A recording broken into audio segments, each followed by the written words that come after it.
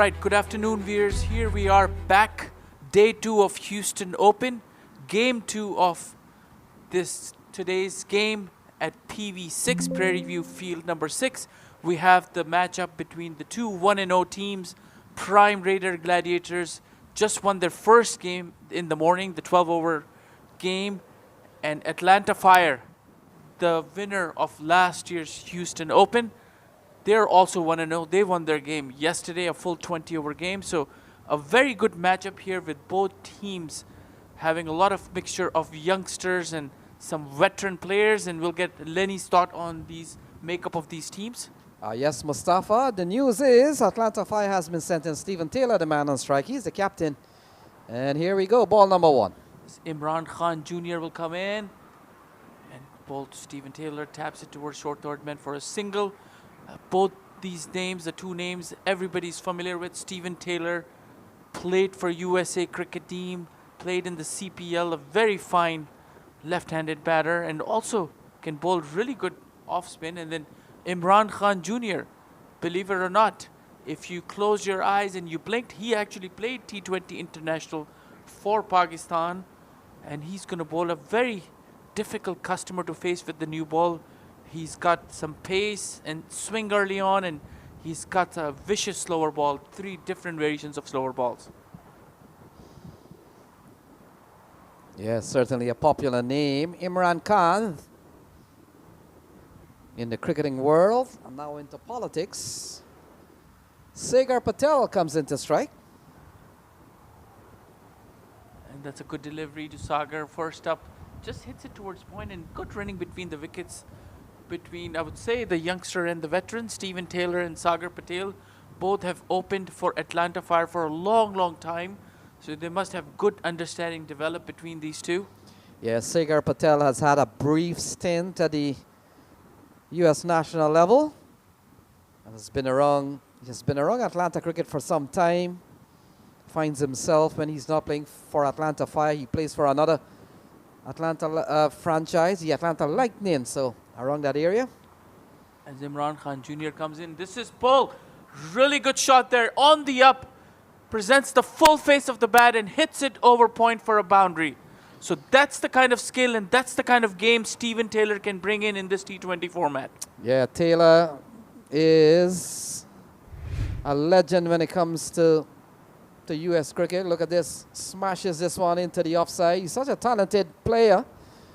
And we talked about the many national stars and international players on the circuit. Stephen Taylor will want to let the selectors know that he's still making runs. And this could be a good tournament for him. That's right. It's Imran Khan Jr. comes running in. This is a better delivery, attacking the stumps and taps it towards the onside as the wicketkeeper goes. Smith Patel collects the ball and throws it in. And Smith Patel, another name, plays the 50-over format in the U.S. adult team. So good team here for Prime Raider Gladiators. Yeah, they've put together a very strong team. Milind Kumar, Stephen Wigg. A lot of big talented names in this lineup. Imran Khan, the man with ball in hand. And of course, the captain himself, Smith Patel, with the gloves. Imran comes. This is a slower ball, and that's exactly what I was talking about. The slower balls and the variations that he possesses, it's very easy to bamboozle the batsman, and that's exactly what happened to Sagar Patel. He just tried to play that ball and couldn't understand the variation and gives an easy return catch. Yeah, that is what we call many times, Mustafa, in two minds. In two minds, probably the ball stuck in the pitch a little bit. And don't blame the pitches these days. Bowlers have found variations to make the ball appear that the pitch is holding up. But then it's a variant of the many bowling types the bowlers have brought in their arsenal to T20 cricket. And first blood here for Prime Raider Gladiators. Imran Khan Jr. getting the early wicket of Sagar Patel. So he's back in the hut. Easy caught catch and bowl chance. Just for one. As the new batter walks in. Still got one more delivery to go. 7 runs he's conceded. Courtesy of that beautiful shot by Stephen Taylor.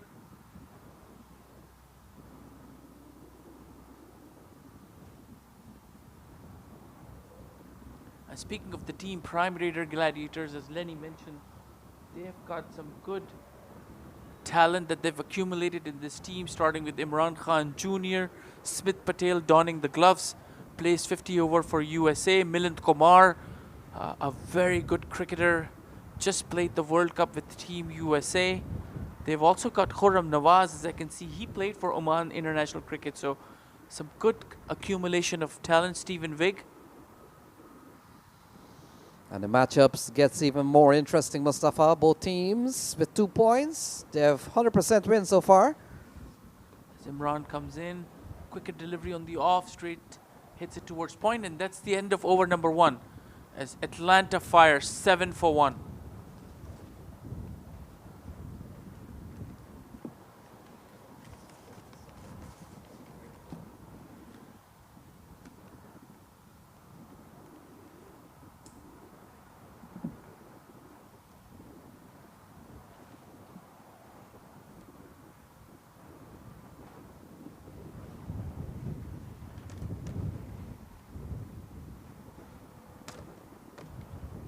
The new batter that walked in after that dismissal is Saiteja Mukamala. Another name very familiar. Another very fine batsman he is. And we're going to have a spin attack from the other end. And none other than Milind Kumar taking the new ball. It's a really good spinner. I don't know if to call him an off spinner, but he uses the carom ball a lot.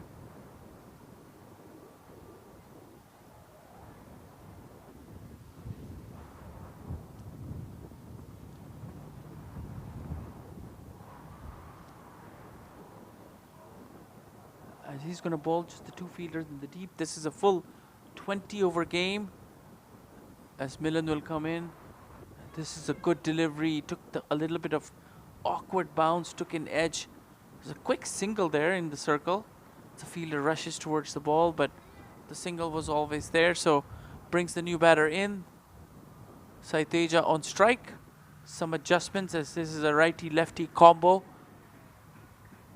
And Milind Kumar will bowl to Saiteja. Really handy customer, Milind Kumar. Uses variation a lot, bowls a quicker ball, a very mean carom ball, and bowls a conventional off spin as well. So a lot of variation on offer for Milind Kumar.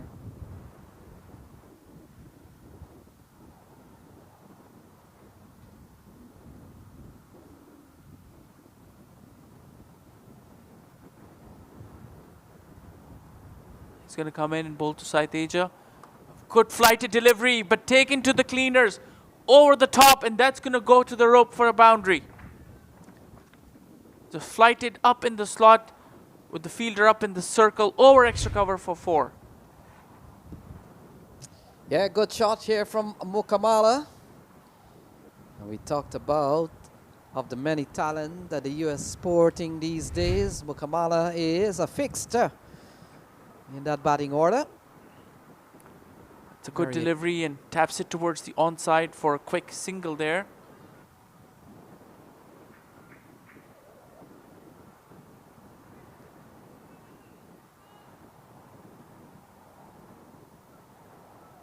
Yeah, brings Stephen Taylor back onto strike. We've seen.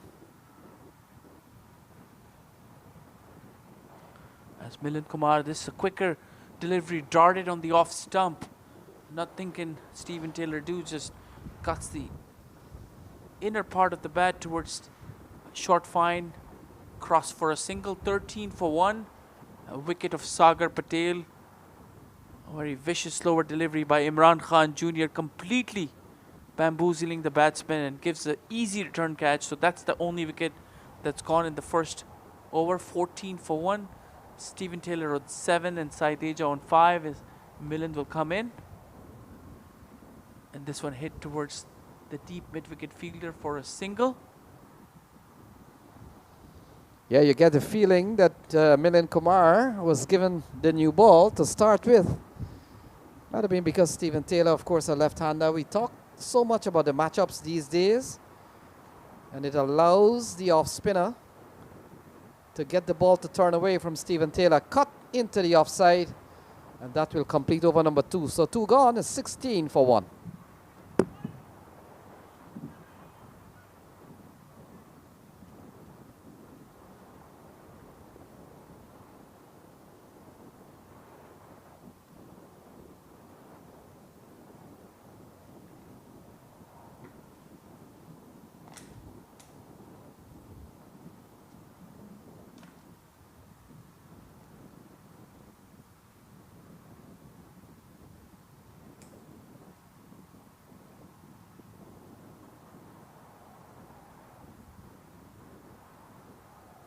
$16 for 1 Atlanta Fire after 2 overs. The batsman out Sagar Patel. Catch and bowled Imran Khan Jr., who's waiting on his mark to bowl his second over. He's going to bowl to Stephen Taylor. And that's a slower delivery again. On the onside, tried to hit it down on one knee, but called the wide. So that's what Imran Khan Jr. brings to the table. He's got the pace, he's got the swing, and then he's got 3 different variations of his slower deliveries, and that's what he tried to do on this occasion, but misfired on the onside. And this one is a quicker delivery and just hits it on the onside. There's 2 fielders in the deep in this power play, one in the mid wicket, one towards fine leg, and again this righty-lefty combination really helps the batters to mess the line and length of the bowlers, as Imran Khan Jr. is a very experienced campaigner, Lenny. Yes, certainly, and I'll go through the list. We were talking about international representations, as we have seen so many players on this circuit. And Mustafa, when you look at the Atlanta Fire, we'll go through both teams, but we'll start with the Atlanta Fire. Stephen Taylor has played international cricket. Saimo Kamal has played international cricket. Sagar has represented the United States. Shadley Van Sorkwick has played at the international level. Raymond Reefer has played Test cricket. Zishan Maksud, if he's playing today, comes from Oman, has played international cricket. Paul Palmer, if he's playing, edged and gone away, and this could find the third man, Bungdry.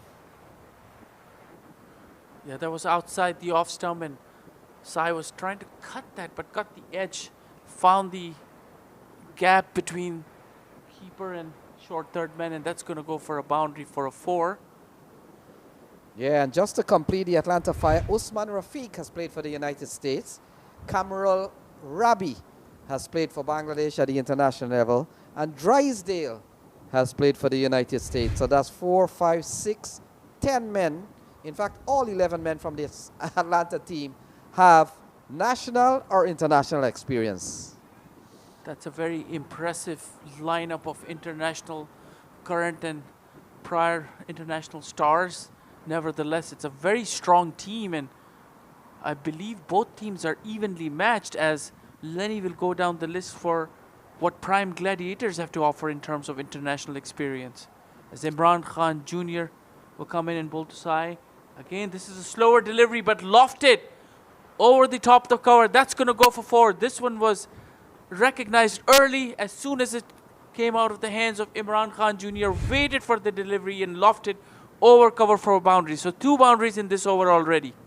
Yeah, we're beginning to see a lot of the players have certainly assessed conditions here at PVCC, and they're playing those back foot shots, those back foot punch, and they're not so much coming onto the front foot.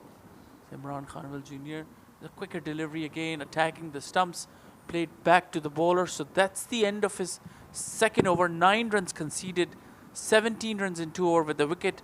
Fire, Atlanta Fire, 26 for 1 after 3.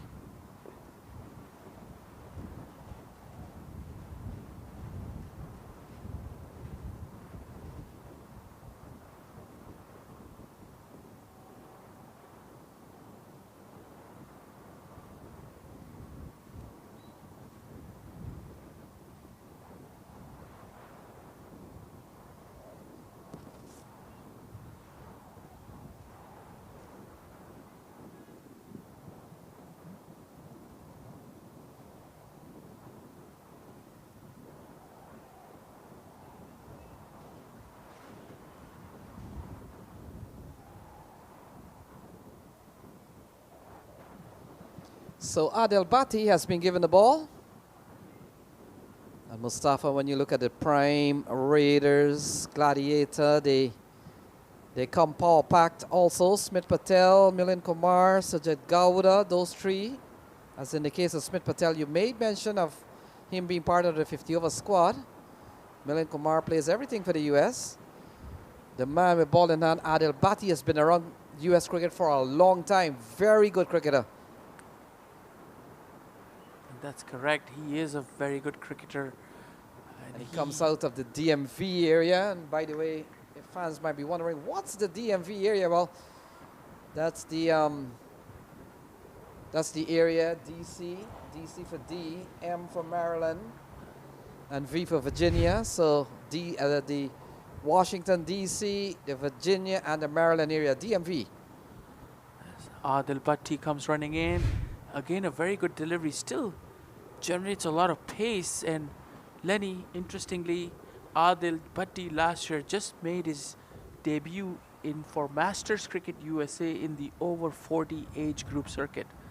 And with a player of his power and skill, he came down on the newly built stadiums in Albany and scored a double 100. Well, I'm not surprised. You know, now that you mentioned that Adel Bhatti is playing over 40 cricket, this man has played every level of cricket. I remember he first gained prominence when he was playing college cricket back in the days, and from college cricket up to senior cricket in the DMV area, and now you're telling me he's part of the master setup. So whatever age this man becomes, he competes, and he competes very thoroughly. He certainly is a very good all-rounder, equally good in batting as well. Bowling, he, like I said, can generate a lot of pace. He rarely bowls a loose delivery, so good start here for Adil Bhatti. Still has that long run-up. Age has no bearing on his run-up. Still starts from the edge of the 30-yard circle. Yeah, and the thing is also with Adel Bhatti, I remember seeing him a couple of years ago with Somerset Cavaliers from New Jersey. And in last year's minor league, he has gone across to the Baltimore Royals. So always some top teams for him. And good to see whatever age he has moved into, he's been able to perform creditably well. And you mentioned that he scored a double 100 last season. And these two have certainly played against each other and with each other, both Stephen Taylor and Adil Bhatti. They know each other, know each other's games and weaknesses and strengths. So Adil using all of that knowledge to his advantage so far, is bowling a really good over here as he's come in and bowl to Stephen. And this time, Stephen has added enough of his dot balls and pulls it handsomely. That's a huge six. Yeah, we saw in the previous game, Mukhtar Ahmed had torched that area quite a bit. Stephen Taylor is trying to match the length of these hits, and that's a big shot, massively hit into the bushes. And look at this from Stephen Taylor, taking a one hand away, but enough power to have that ball sailing for a long way. 6 for Stephen Taylor. That's the power he possesses, and from a distance-wise, that probably went a long way. As you've mentioned, Mukhtar Ahmed hit 9 sixes in the previous game, and a few of them landed in that foresty area amongst the trees, but this one is not that much of a delay as the ball has been found. So Adil Bhatti will have to adjust his length and line a bit, as you saw Stephen Taylor. And we talked about when you watch where the breeze, or in fact when you feel where the breeze is coming from, we can't see breeze, we can't see air, but we can feel it. And the batsmen have all figured out which is the better part to hit the ball. So Adil Bhatti will continue, will look to rectify, and this one a better delivery, and again a half-hearted appeal by the keeper. This one was on the offside, not that short, and Taylor was trying to cut that, but that's the end of a good over. Besides that massive 6, just the 2 singles, conceding 8 runs, and Atlanta Fire after 4, 34 for 1.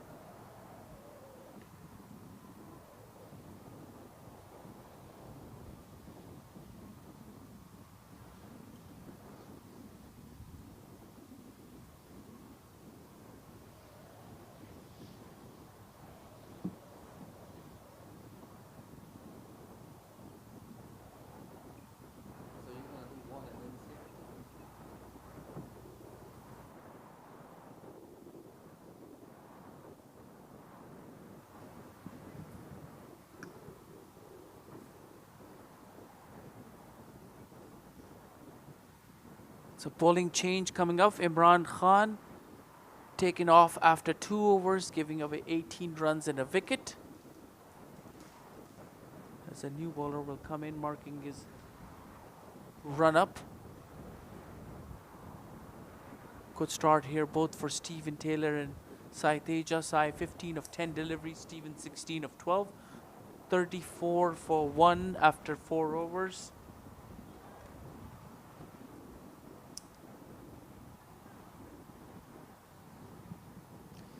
Yeah, looks like Stephen Wigg, the left-arm seamer. So 2 left-arm seamer in this side. Imran Khan, we saw him earlier on, bowled a couple of overs, 1 for 17 from him. And now the ball has been thrown to Stephen Wigg. Wigg comes in.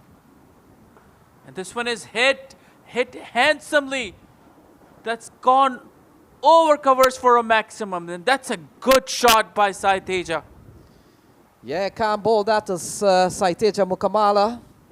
And certainly not a good start here from 2 New Jersey natives. And Stephen Wigg, look at that, too short. Stepping across is Sai Teja Mukamala. And the rest is 6 runs. Stephen Wigg erring on his length there. Short outside the off stump and in power play in place. Easy pickings here for Sai Teja. Just lofts it handsomely for a 6 as Stephen Wigg. Better delivery there. This time taps it towards point in a single. And that's the beauty of this individual batsman. As they hit a 6, they don't try to hit for another boundary, as whatever the situation offers and the bowlers offer, they just tap it and bring Stephen Taylor back on strike. So yes, Stephen Wigg, we saw him at the majors. Mustafa was a part of the Texas Super Kings contingent. Stephen Taylor, another Stephen comes into strike. So the battle of the Stevens. Stephen Wigg takes on Stephen Taylor. And Taylor we saw in the previous over trying to emulate a little bit of Mukhtar Ahmed in terms of hitting power. And we saw massive 6 in the last over. Wigg comes in, and this is again a good delivery, but flicked towards the backward square region. The fielder after it puts that soccer move on and was successfully able to hold that ball inside the ropes. The batsman back for a couple. That was Imran Khan Jr. Yeah, we've seen yesterday when we saw Nazir Jamali. I was making the point of some players who've been around from a very, very long time, Stephen Taylor and Nazir Jamali. And I remember them pretty well because they were part of the junior national program that happened in New York to select one of those team. I think might have been 2006, 2007. Stephen Wigg comes in. Again, that's a really good delivery. You had defended shy at the striker's end, but the batsman was comfortably home for a quick single there. And that's how long Stephen Taylor has been around national cricket, from the junior days, and he was always a player punching above his weight when Stephen Taylor was still a lad. When he was still not an adult, he was playing on the US senior team. And that's how good he has been. And he still continues to play. This is 2026, still hunting for another spot on that US national team. Certainly making a case with his innings right here. As Stephen Wigg will continue to bowl to the right-handed side Teja. That's a good delivery. Just taps it back to the bowler and no run there. So Mukamala, such a talented individual. I remember many years when Mukamala was about 12 or 13, we had gone to New Jersey to do another game, and he was playing on the other pitch. He was only 12 or 13, and he was making 100 for fun at that age. And someone told us, watch this little boy. He's going to bat so long, and he's going to make so much runs. And we saw him, well, we didn't see every ball, but we we realized he made 100 that day. This one is up, and that's gone. And that took an awkward bounce as Sai was adjusting to that bounce and just hung his bat out there and goes straight to the short third man fielder. So that's the second wicket.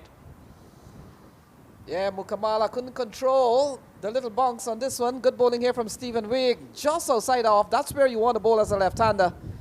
And a good catch from, it appears to be Imran Khan. So the second wicket falls for the Atlanta Fire. Mukamala gone. It's 44 for 2.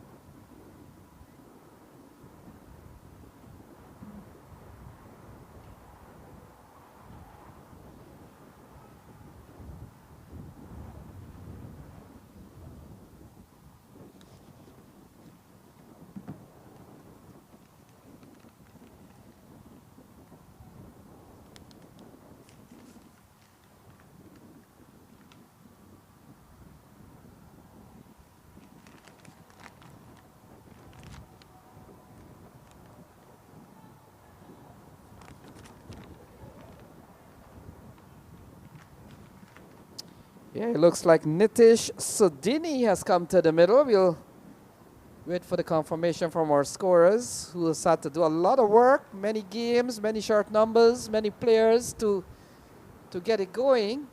And Mustafa, nothing beats those times when the players decide, well, I'll wear another shirt today. That's right. Nitish Sudhuni is coming in as Milind Kumar continues, and that was trying. Good delivery, was trying to sweep that delivery, didn't get hold of it, but got a single there. So Milind Kumar, because of the dismissal of Mukamala in the last ball, so it's Stephen Taylor facing up to Milind Kumar, and a single, and now Nitish Sudhini will be on strike. 45 for 2.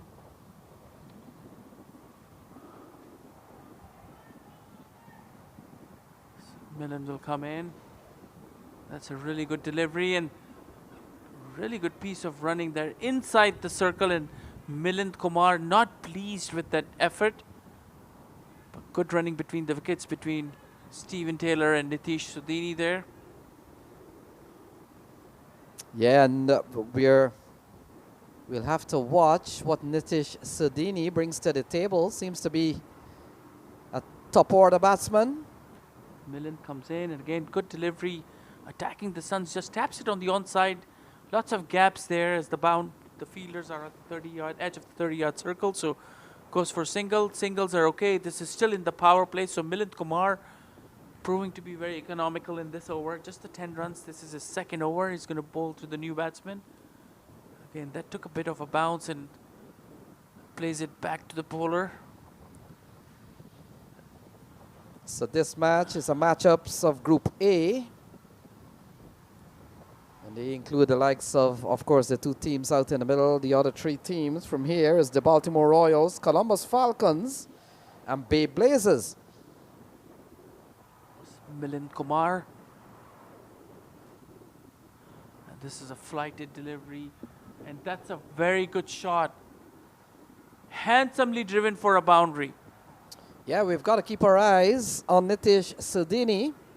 We talked about the 50 comes up in the 4th over. In fact, in the 6th over, lovely shot. Look at this.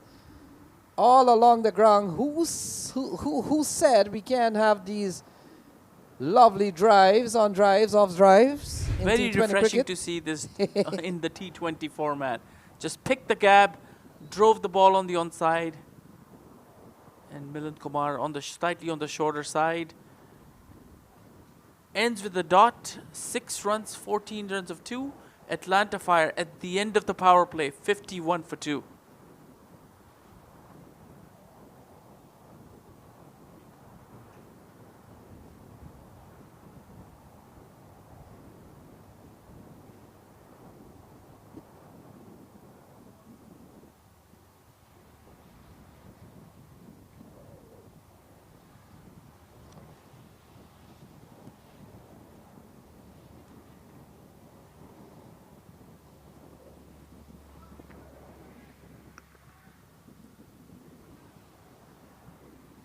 Stephen Wig will come on to bowl his second over. Got the wicket of Saiteja in his previous over on the last delivery. That dismissal kind of bounced a bit more, and Saiteja was committed in his shot, couldn't ride the bounce, and just gave an easy catch, a practice catch to Imran Khan Jr. at short third man. So he's back in the pavilion. Stephen Wick will continue bowl to Stephen Taylor. It's very good delivery outside the off stump. Lets it go to the keeper. So we talked about powerful put together squads at the Atlanta Fire. Has come up with a strong one. Everyone on the team has played for their respective country. Kamal Rabi has played international cricket for Bangladesh. Zishan Maksud has played associate international cricket for Oman. And of course, Stephen Taylor, we talked about how long he's been around the US cricket setup. Vic will come in. And this one took a step out and wanted to hit him over mid-wicket, but missed it and threw the keeper. So good bowling here by Stephen Wig. Yeah, a couple of good balls in this over from Stephen Wig.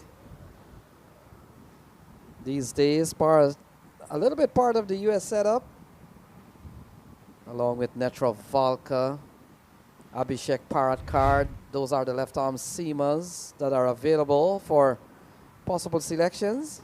Stephen Wick will continue. This is a slower delivery, and that's hit. That's hit high and mighty, and that's gone for the maximum. That's exactly what Stephen Taylor was trying to do in the previous delivery, but this time he adjusted well and got the result that he wanted. So another maximum. Stephen Taylor, 26 of 19 deliveries, and if he gets going, it's going to be trouble for Prime Raider Gladiators. Yeah, lovely shot again. Full flow, full lovely swing of the bat from Stephen Taylor. He picks up another maximum. Still some ways to go. We talked about the Atlanta Fire winning their first game. And they were chasing on that occasion. Got past the powerful Baltimore Royals. They were chasing 151. One with a bit of ease. And I heard you mention, Mustafa, somewhere along the line, 2 championships for them last year. This one again, that was cut, but straight to the fielder in the deep and for a single. Surely Lenny, the defending champion of Houston Open. A lot of expectations from this team. Yeah, last year was a very good year for the Atlanta Fire after chasing many dreams, many tournaments, including the minor league. And last year they won the Houston Open here in May. It was very early in May, might have been May 2nd, May 3rd, the final was played. And then in October, they were crowned the minor league champion for 2025. So 2025 is really their best year, the Atlanta Fire, in terms of how many championships they have won. He will come in, and that's Nitesh just taps it towards the deep fine leg for a single. A lot of the players of Atlanta Fire squad remains the same, so they've put their nucleus, kept their nucleus intact, and that's always a good sign, resulting in championships, as Lenny mentioned, winner of the minor league. And the fact is, Mustafa, they've got a man in their corner, Hassan Tariq, one of the biggest sponsor in terms of putting resources into cricket in America.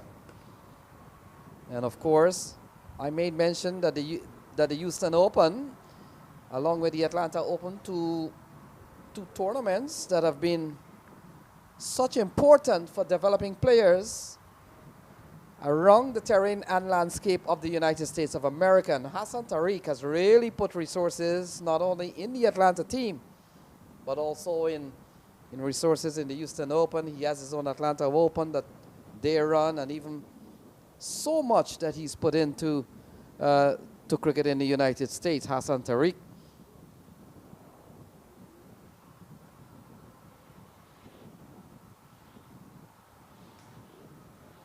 Also the sponsor of the Houston Open 2026, Tariq Real Estate Group, the EMS, and Easton Frosted.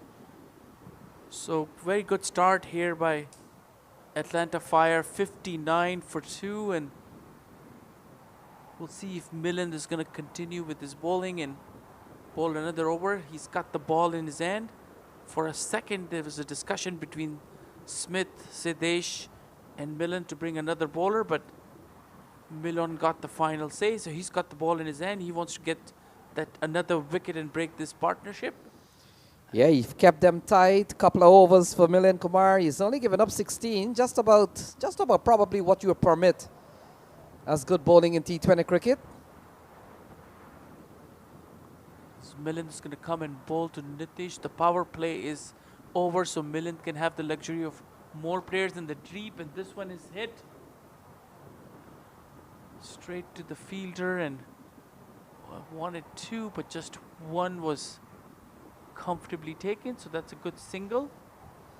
Yeah, Nitish Sodini, we talked about the power-packed Atlanta team, and so he's got to be credible enough to bat at 4 in a team that carries Obos Pinar, who got among the runs yesterday.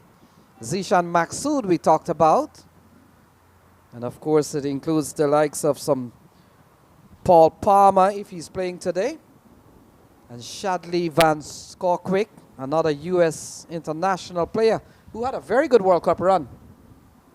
Yeah, Shadley was amongst the highest wicket takers in this T20 World Cup, and a very interesting bowler, a very smart T20 bowler. As Milind bowls this one short but cuts it straight to Khurram Nawaz in the deep for a single, so singles are okay. And Milind Kumar not giving anything easy. The batters will have to take some extraordinary risk and come up with some innovative batting style to get away with a boundary or a 4 or a 6. Yeah, Milind Kumar brings a lot of experience with his off spin. His primary role with the U.S. team is really a middle order batter. And this one is swept and is going to clear over the top of Khurram Nawaz, and that's going to go for a 6. And that's exactly what we were just talking about, the Stephen Taylor. If you give him anything up in the slot, he's good on all areas of the count. So down on one knee, swept it, times it perfectly, gets the elevation and gets the result. Yes, Stephen Taylor will want to get a very good tournament. I'm pretty sure he's still under the selector's radar. Although we've seen the last 1 or 2 series, he has not been part, but I'm pretty sure he's got the talent and the skills, and those runs will come once you have those two, and the discipline, of course, to go along with that. He's batted well for 34 so far. Definitely, probably some scouting the players, and this one is cut towards short third man for a single. So Stephen Taylor batting really good here, moves on to 35 of just 24 deliveries. That's the end of the 8 overs. Milind 3 overs, 24 runs. Atlanta Fire 69 for the loss of 2 wickets.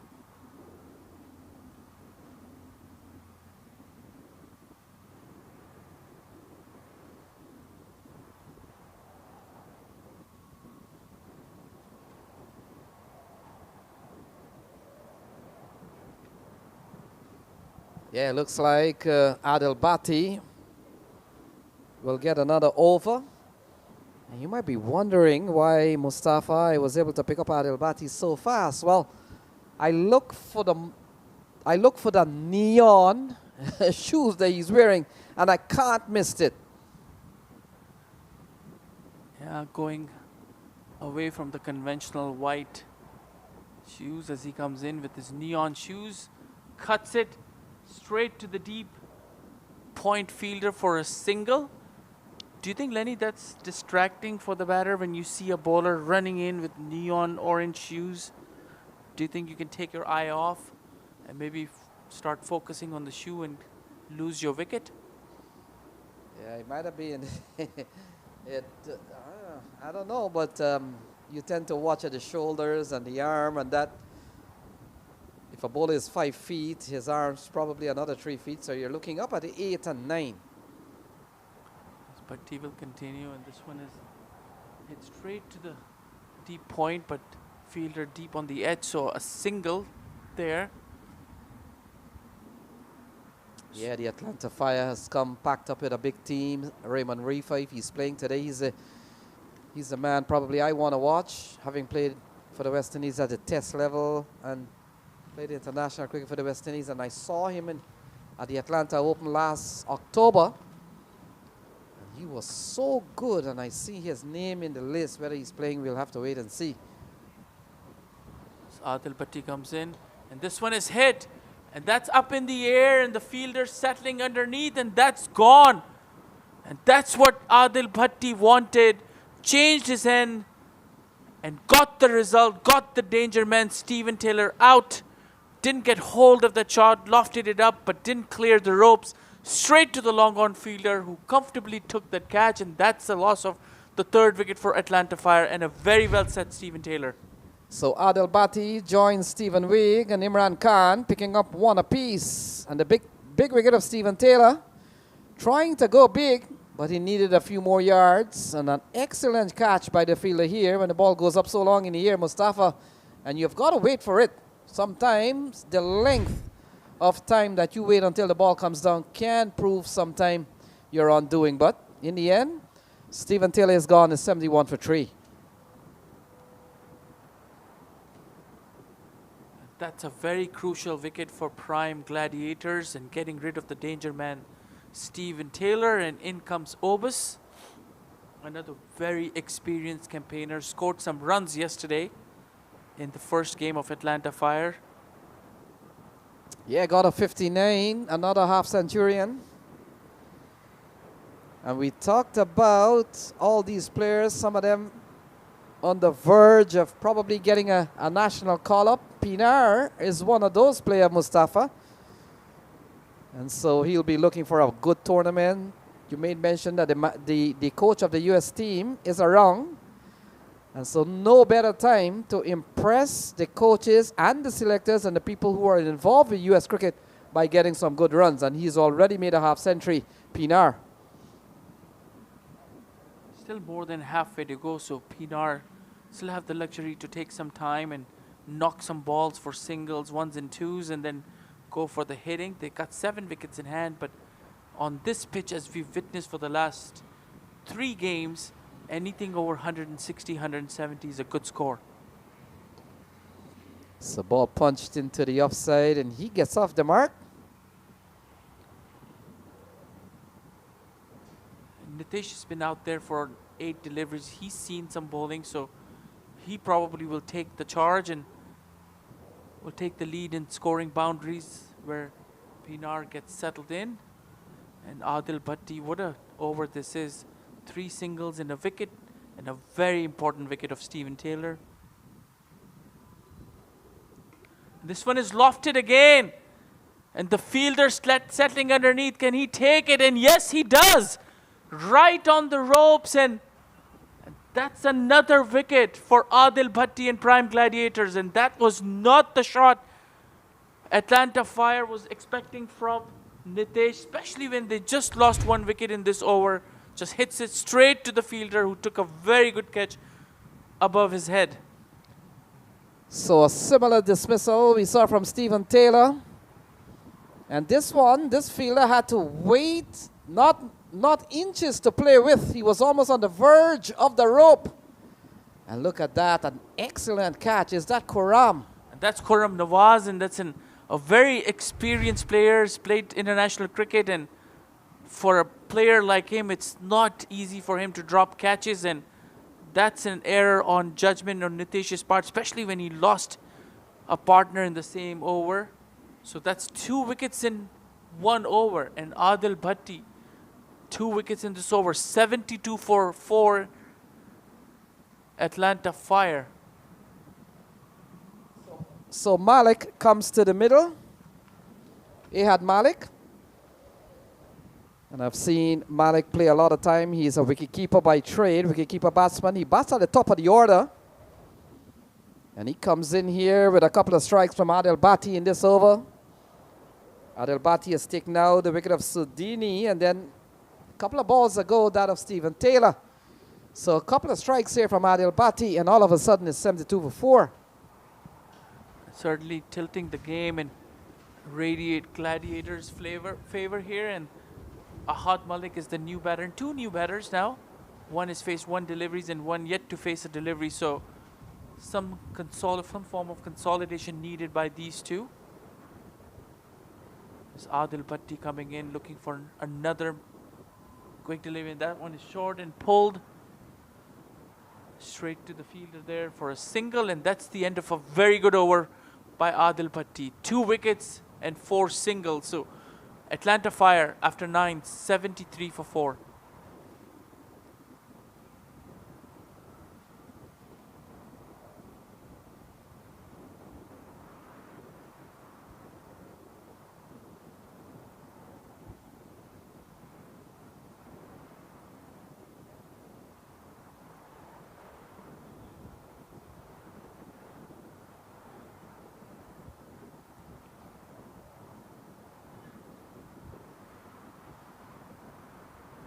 We're here at day 2 of Houston Open 2026.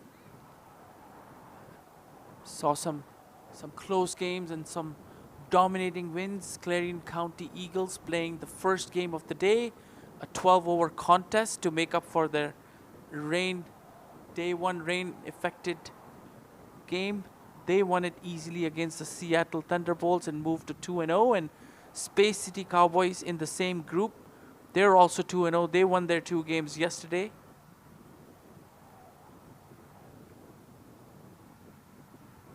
As a new bowler comes in, Milland is off, and this one flicks it towards square for a single. Left arm spinner in play.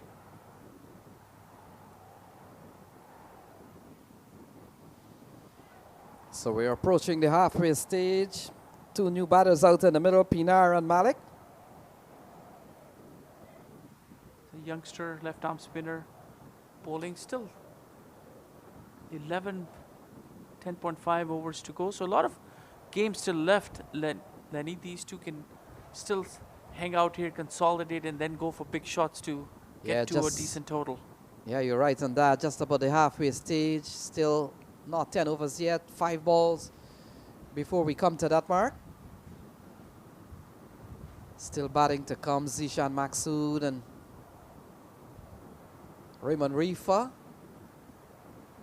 Talked about a powerful put-together squad. We saw Clarion Eagles. This one is on the onside, tried to sweeps it, but goes towards the third man area and the batsman, and that's a wide. So 1 extra run conceded, so wide in a single. So Avik Dixit is the bowler. And Avik has picked up a wicket along the way. In fact, in the only game that they've played this morning, 1 for 8. That's slightly on the shorter side and cuts it towards the short third man area for a single. The winner of this game will go to 2-0 along with Space City Cowboys and Clarion County Eagles. It's an interesting matchup, 2 equally balanced in skill size. As Lenny mentioned, the amount of international experience these 2 teams possess. As this one from Dixit, slightly on the shorter side, just slaps it towards the long off where Stephen fielded for a single. So that's exactly what's needed at this moment after 2 quick wickets, just to get some singles and doubles and then go for some boundaries when loose balls are offered. At 78 for 4 as Avik will come in. Yeah, this is a good over from Avik Dixit. He's only gone for 6. He has done some bowling already in the earlier game. Got 1 for 8 in that encounter. And so 5th bowler to be used behind Stephen Waig, Adel Bhatti, Milind Kumar, Imran Khan. This one is cut straight to the fielder in the deep for a single. Avik looks like a very good bowler here. Bowls just one line and mixes his quicker ones along with the flighted deliveries. And they've been able to hold the Atlanta Fire on the 9 runs and over for some time now. So Avik will come in, and again, it's a flighted delivery, just comes forward and dabs it, just keeping Stephen Wigg very busy this over. Pretty much every ball went to him, and another single, so very fine over. 8 runs, 81 for 4, half it done in Atlanta Fire innings.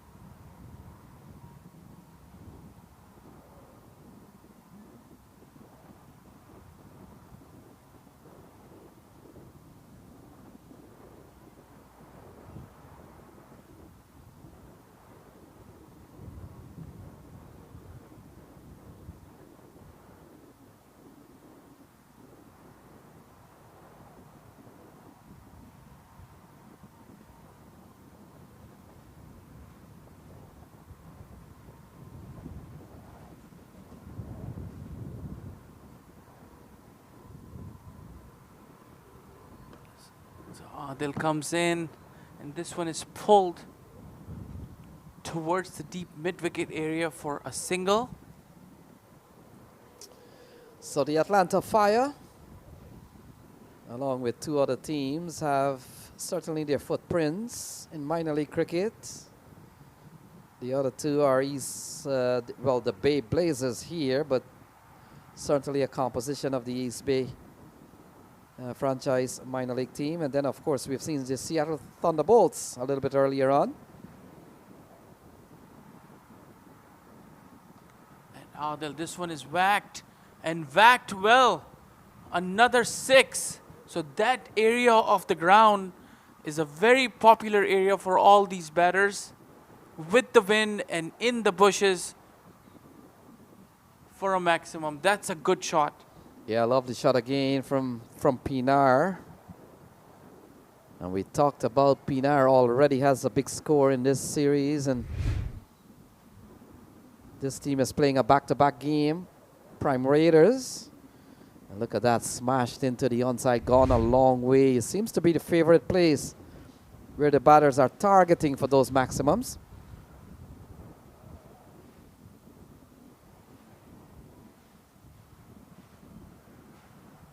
We're just over the halfway stage. Adil Bhatti, we talked about how good he's been. Couple of wickets in the last over. But you get the feeling that the boys from the Atlanta Fire could approach things differently now. And this one is cut and gone. So another wicket here. And that's a big blow for Atlanta Fire. The man in form, Pinar, gone. Cut uppishly straight to the fielder, who makes no mistakes and takes a very sharp catch.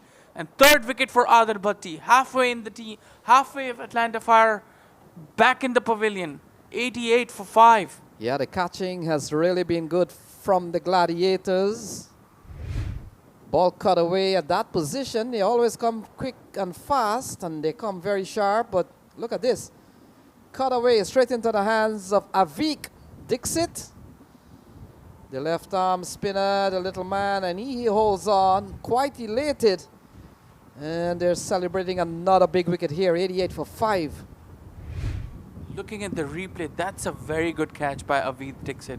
The ball was hit hard and firmly, and just positions his hands in the right area and takes the catch, no fumble. And that's a very big blow for Atlanta Fire. Half the team back in the pavilion for 88 runs. Someone needs to come in and build a partnership if they want to get to 150, 160 to give their bowling team a chance to defend the total. So Zishan Maksud, who's played years of associate cricket And a lot of those matches are counted as international. So the international player, Zishan Maksud, he comes to the middle. A man who's made Texas his home for years. That's right, Zishan Maksud. If you follow the Associate Nations, he played for many, many years with Oman. A very prolific batsman and a very handy left-arm spinner.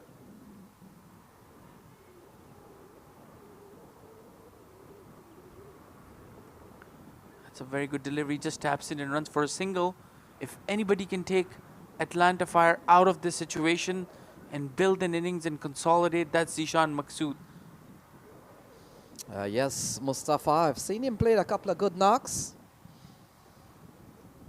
Top quality competitor. You've got to praise the Gladiators for their showing that they've taken 5 wickets for 89. Powerful put together Atlanta Fire team, but the Prime Raider Gladiators are really fighting back, and they're giving the Atlanta Fire a bit of a push and a bit of a resistance here, 89 for 5. Adil comes in and lets it go to the keeper. So pressure building on these two. They do need to stay out there in the middle.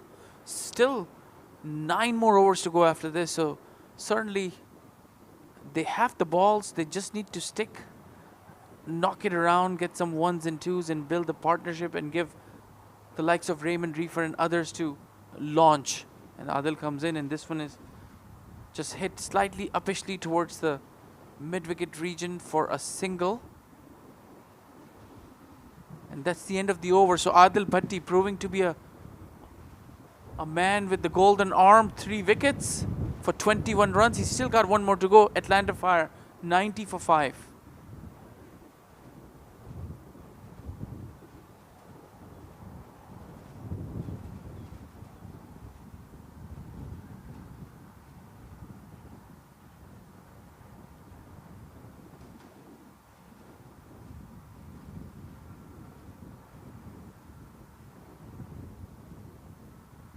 Just looking at the bowling spell, Imran Khan Jr. got wicket in his first over, 17 runs of his 2 overs. Milind Kumar, 24 of 3 overs. And pick of the bowlers, Adil Bhatti, 3 wickets of 21 runs in 3 overs. And Stephen Wigg also amongst the wickets.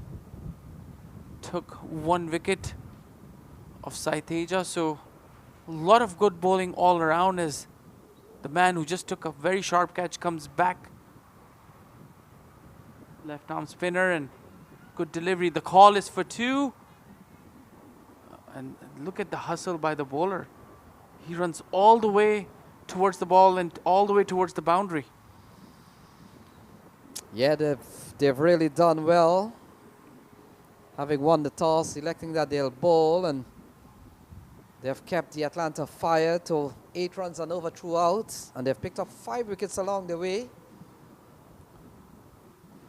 Avik's gonna come and bowls to Zishan Maksud, and I'm pretty sure Zishan Maksud will be very familiar with the left arm spin bowling, as he himself bowls the same style. So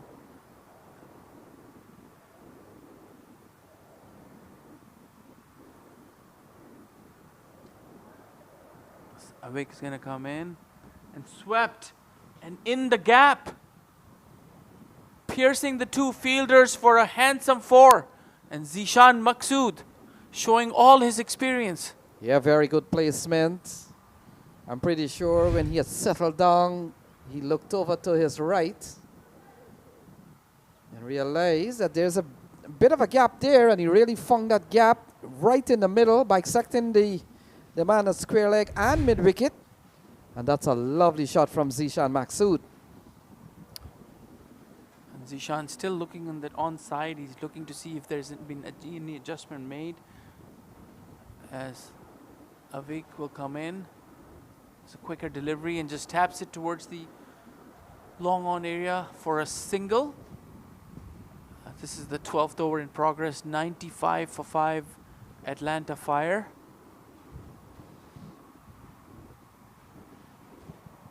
So we saw Dixit in his previous over. Went for 8. This one has gone for 6 so far. He took a beautiful catch. And This one is full delivery and again well fielded by the bowler himself. So he looks to be a very good fielder. That was firmly hit straight to the bowler and stopped it. So Avik proving out to be a very good bowling option here. Just the 14 runs and this is the last ball of his second over. And quicker delivery on the off, cuts it, but straight to the fielder. So that's the end of the 12th over. Atlanta Fire 97 for 5.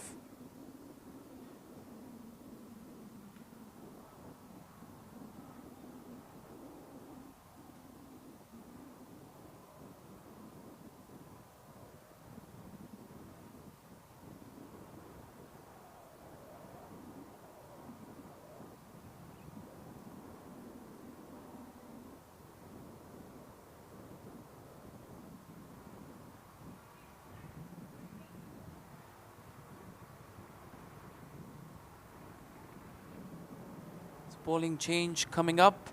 Adil Bhatti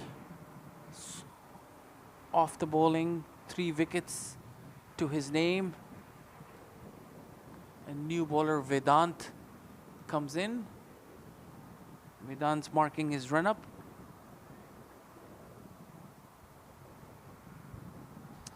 Yeah, Vedant Patak, none for 20 this morning. So he's done some bowling behind some of the prominent bowlers that we have seen. Is he another left-arm seamer? If he is, and it looks like, this is the third one we've seen behind Stephen Wigg and Imran Khan. He's a right-arm seamer as Vedant comes in. Again, a good delivery. Call is for 2 and both batsmen, Zishan, and that's a fumble and that could have been a 2. As the fielder fumbled the ball and then fell down, but Zishan was pretty adamant that that's going to be just a 1. So ended with a single. So 98 for 5. We're in the 13th over. Vedant, a right arm medium pacer. And Zishan Maqsood, with all the skill that he possesses, he would probably want to score some runs as he comes in. Again, good delivery, and that's shy at the striker end and just a single as Zishan just taps it towards the short third man and runs for a quick single. Yeah, a little bit of consolidating and just keep the scoreboard ticking. But at some point, Mustafa, they've got to come up with some shots and probably try to push the run rate. It's hovering around 8, a little bit over 8, but probably you want to push it into the 10-11 mark. So Vedant comes running in. That one is hit and again in the air and that's taken. Every time you see a partnership brewing, a false shot comes in and good fielding here by Prime Gladiators. They've got the fielders in the right spots and this one again pulled but straight to the deep mid-wicket fielder and Vedant is also amongst the wickets. Yeah, look at the catching of the Gladiators. They've really been impressive. Not a single spill today. And all these catches, the bowlers have done their part to induce a shot into the deep. It's up to the fielder to make it happen. Another wicket goes down. Malik gone. 99 for 6.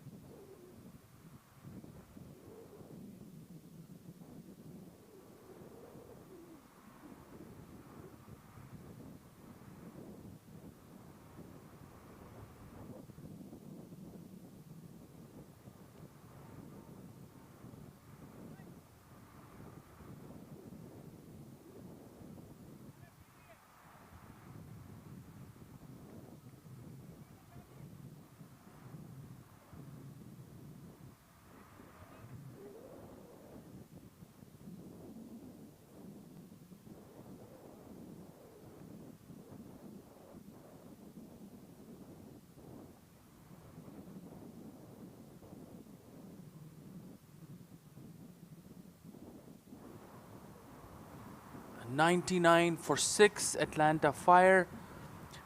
Really not able to get any partnership going, losing wickets at regular intervals. Adil Bhatti 3 wickets, and Vedant bowling his first over and get Ahad out. Really fine piece of fielding by Prime Gladiators. Vedant comes in. Again, that's a good delivery, just hits it towards deep point for a single. Zishan Maqsood still out there. He's a very experienced player and he knows and understands the situation that the Atlanta Fire is in. And they've got still a lot of overs, so he needs to stick there to get to a very decent total. The new batsman is Paul Palmer, who just took a single. So 2 left-handed batters out there in the middle as Vedant will continue.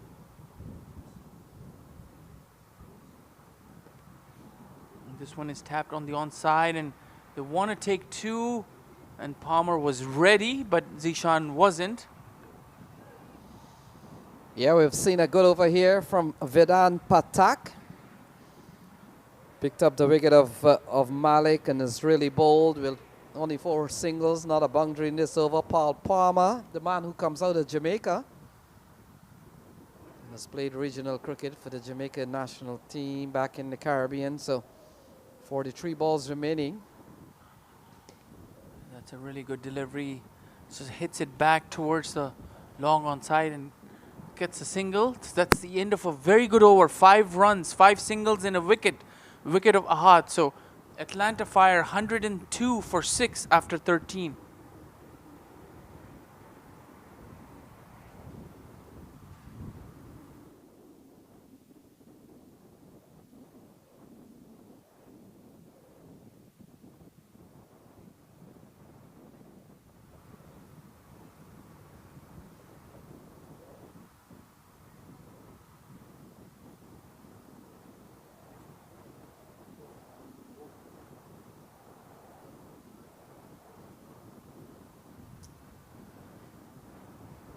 Second game of the day here at Pv6 between Atlanta Fire 1-0 and Prime Raider Gladiators also 1-0. So winner of this game will get to 2-0 and same number of wins and points, along with Space City Cowboys and Clarion County Eagles. And Atlanta Fire, not a very good scoreboard at the moment, 102 for 6 after 13 overs, and Adil Bhatti took 3 of those 6 wickets.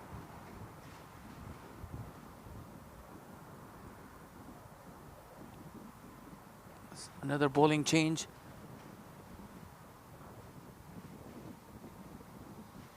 Yeah, Milind Kumar, none for 26 off 3, so he will be the first man to bowl out.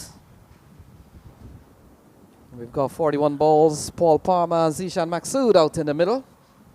An interesting move there. Milind coming in, bowling his last over. He probably wants to take 1 more wicket and put further dent in Atlanta, and that's a good run.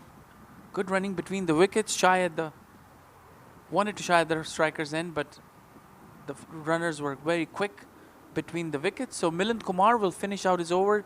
25 runs conceded, and this is his 4th over. He probably came in to see if he can get a false shot out of these 2 and get a wicket and push Atlanta Fire into more trouble, as Milind Kumar will come in. And this one again, Zishan Maqsood, and misfielding, and that's exactly what Milind didn't want, and he was not happy with that effort by the fielder.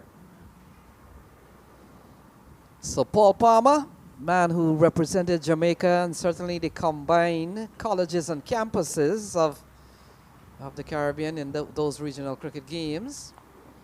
That's a good delivery.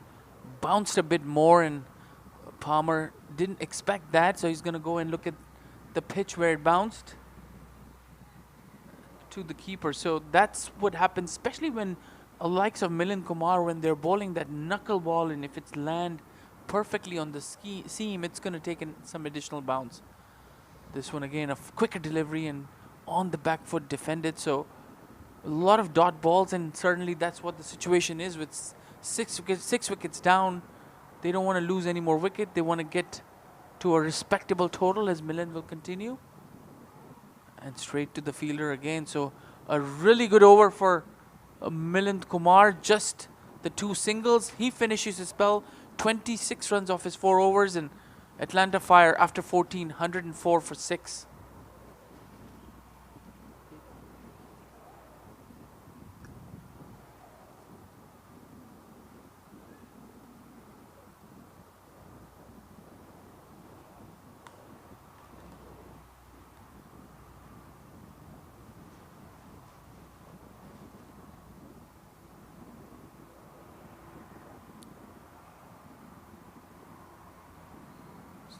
$104 for 6, Atlanta Fire, as Vedant will continue with his second over.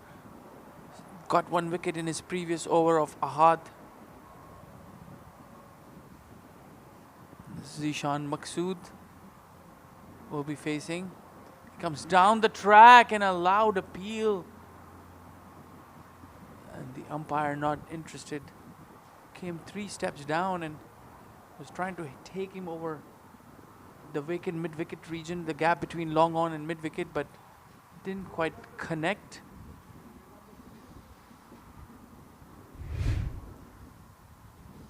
I see the replay here. See Zishan coming down the wicket and hits him flush on the pads, but the distance, probably missing leg, as Vedant will continue. It's a good delivery and straight to the fielder and a single.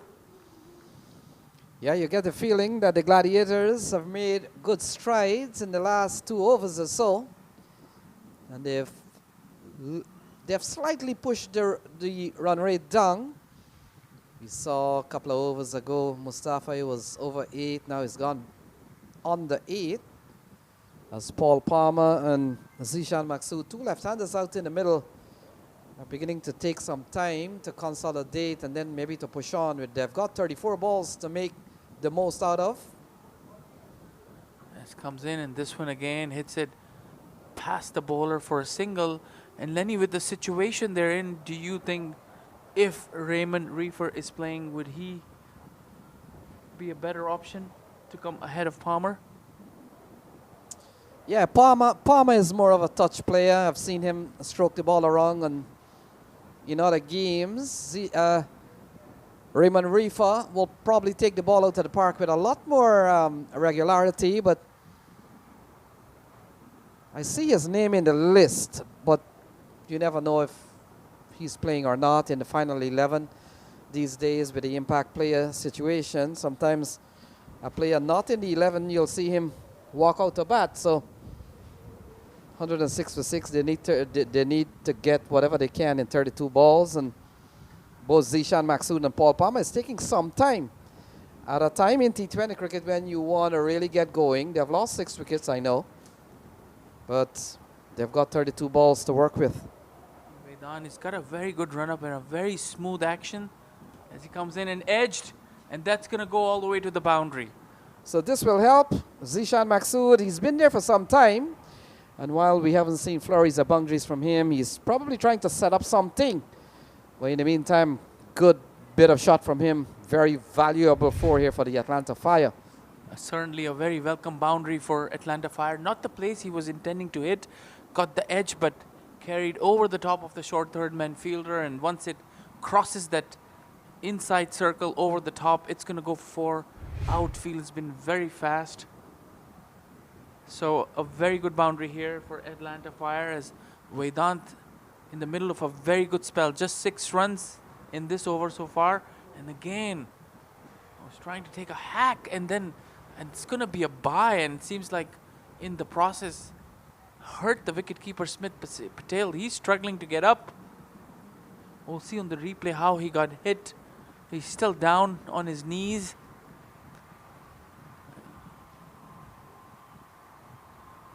He's rolling on the grass here as we will wait for the replay to see where he got hit. There's a full delivery, and Zishan took a hack, missed it, goes to the keeper and hit him, and he's still in pain. See the replay here.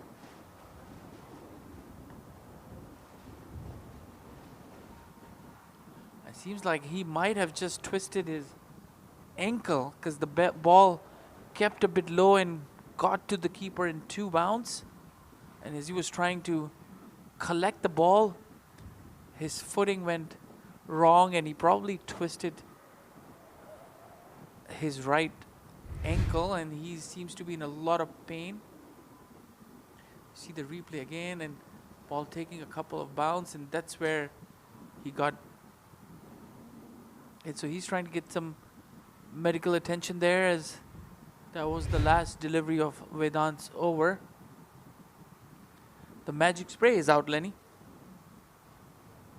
Yeah, the magic spray works pretty good on flesh and muscles, but sometimes when it's the bone that is involved, and your foot carries a lot of bone, the human foot, from the knees down, except for the back of your shin, where it is very meaty, everything else is hard bone. That's right. As we have a bit of delay in the game, I'm going to have Nikhil Bhatt come and take over the commentary for the rest of this innings. Thank you, Mustafa. Yeah, the game over here, 15 overs done. It's 111 for 6. And as mentioned by Mustafa, Vedant in the middle of a good spell, 2 overs, 1 for 11. And we have Zishan, who's batting on 14 of 12. Current run rate is 7.4. Fairly in control, but with the last 5 overs coming up, 4 wickets in hand from here on. From the batting perspective, they would want to get at least 40 to 50 runs, get to that 160 mark. And then potentially it's a good contest. Lenny, you have been here for the full inning, the first 15. What are your thoughts on a good score or a par score to make it a contest? Yeah, 160 will be good from here. And so you're asking for 49 runs in the remaining 30 balls. And you've seen Zishan Maksud. I know he can turn it on. Paul Palmer has taken some time to get going. And we were still trying to figure out if Raymond Reefer is part of the squad or if he will come. He scores quickly, having played at the international level, of course, for the West Indies. But you've got to give credit to the Gladiators. They've taken 6 Atlanta Fire wickets. They've kept them at about 8 runs and over as Imran Khan comes back into the attack. And you heard earlier on, both teams have won their opening game. Yep, so the winning momentum after the first game, and this is an important one for both the teams. And Imran Khan now is back into the attack. It is Zishan on strike, the first ball of the 16th. In comes Imran, left arm over to the left-hander. Well, ball flicked away off his pads. It's going towards fine leg. It should be just a single. Good stop by the fielder in the deep on the leg side. Imran Khan is back, and this would be a good last 5 overs to see, Lenny, how they approach it. Yeah, and coming back to the Gladiators, their catching has been perfect. We haven't seen a spilled chance. And everything that the bowlers have allowed the batters to hit the ball up, they have grasped with both hands. Very confident feeling team. Again, it's ball on strike now. Well bowled, the slower one. Just a single here. Singles won't be a big issue for the bowling team Gladiators. Imran Khan, of course, he plays locally here in Houston. He knows these pitches. He's played a lot of tournaments here recently, and a proven performer in the Premier Division in the Houston Cricket League, among the top wicket takers. And we can see his class here. He's picked up 1 wicket so far. The 3rd ball of the over. Zishan on strike, beautifully bowled. What a ball that shaped away from the left-handed batter. He's still getting some movement, and that's his skill set. I mean, the ability to get that swing, bowl those cutters, and he comes and does it day in, day out, Lenny. Yeah, a couple of seamers for them. We saw Stephen Wigg, and now, of course, Imran Khan. Got the wicket of Sagar Patel earlier on.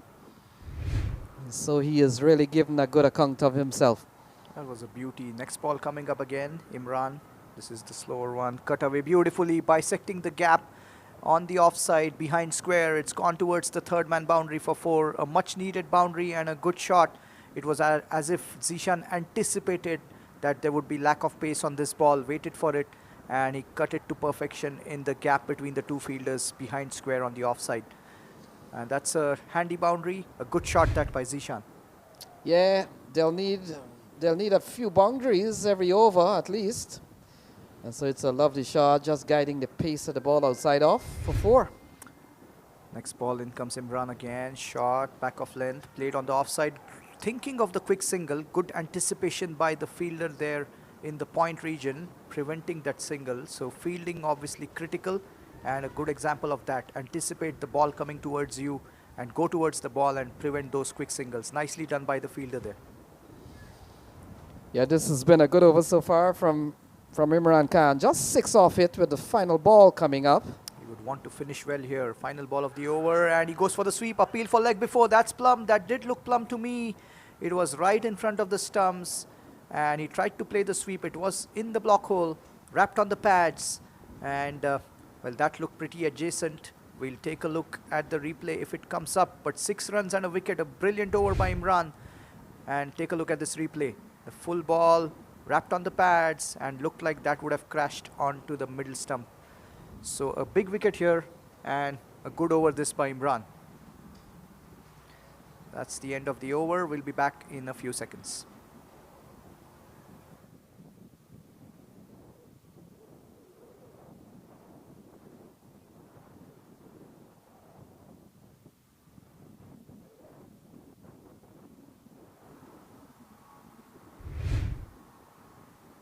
Yeah, we were talking about it. Imran Khan, one of the leading wicket takers in the Premier Division here in the Houston Cricket League, and of course he knows these pitches. He plays a lot of big tournaments here at the Prairie View Cricket Fields, and yet again doing it, brought back into the attack and delivers for his team again. 3 overs, 2 for 23 for him. The batter did make, like he did try to go outside off to play the sweep shot, but the impact was in line and it looked like it was crashing onto the middle stump. So the 7th wicket down now, and 117 for 7, 4 overs to go. That 160 mark looking a little further away now, Lenny. So Shadley comes to the middle. Paul Palmer will be on strike. And we have got to give this Prime Raider Gladiators so much credit. You look at the card and it really shows that this bowling unit have done the job with 24 balls remaining. Atlanta Fire looking for a score. And if we're looking for 160, we're looking in the next 24 ball to get 43 runs. It might be a bridge too far, but Nikhil, you never know what can happen as Vedant Patak will come back into the attack. In fact, will continue. And he has really bowled well. 2 overs, no made, 1 for 11. Yeah, I think looks like there's a change. Probably it's going to be Adil Bhatti who's coming into the attack now. So it's a good change, and like you mentioned, 43 runs from here to get to the 160 mark, but more importantly, just 3 wickets in hand. And they've gone to their strike bowler, Adil now. He's coming in right arm over. It's the left-handed batter, Paul, on strike. This is well bowled, played on the offside for a single. So Adil Bhatti is back into the attack now. Yeah, Adil has really bowled well. 3 for 21 coming into this. Over here is final.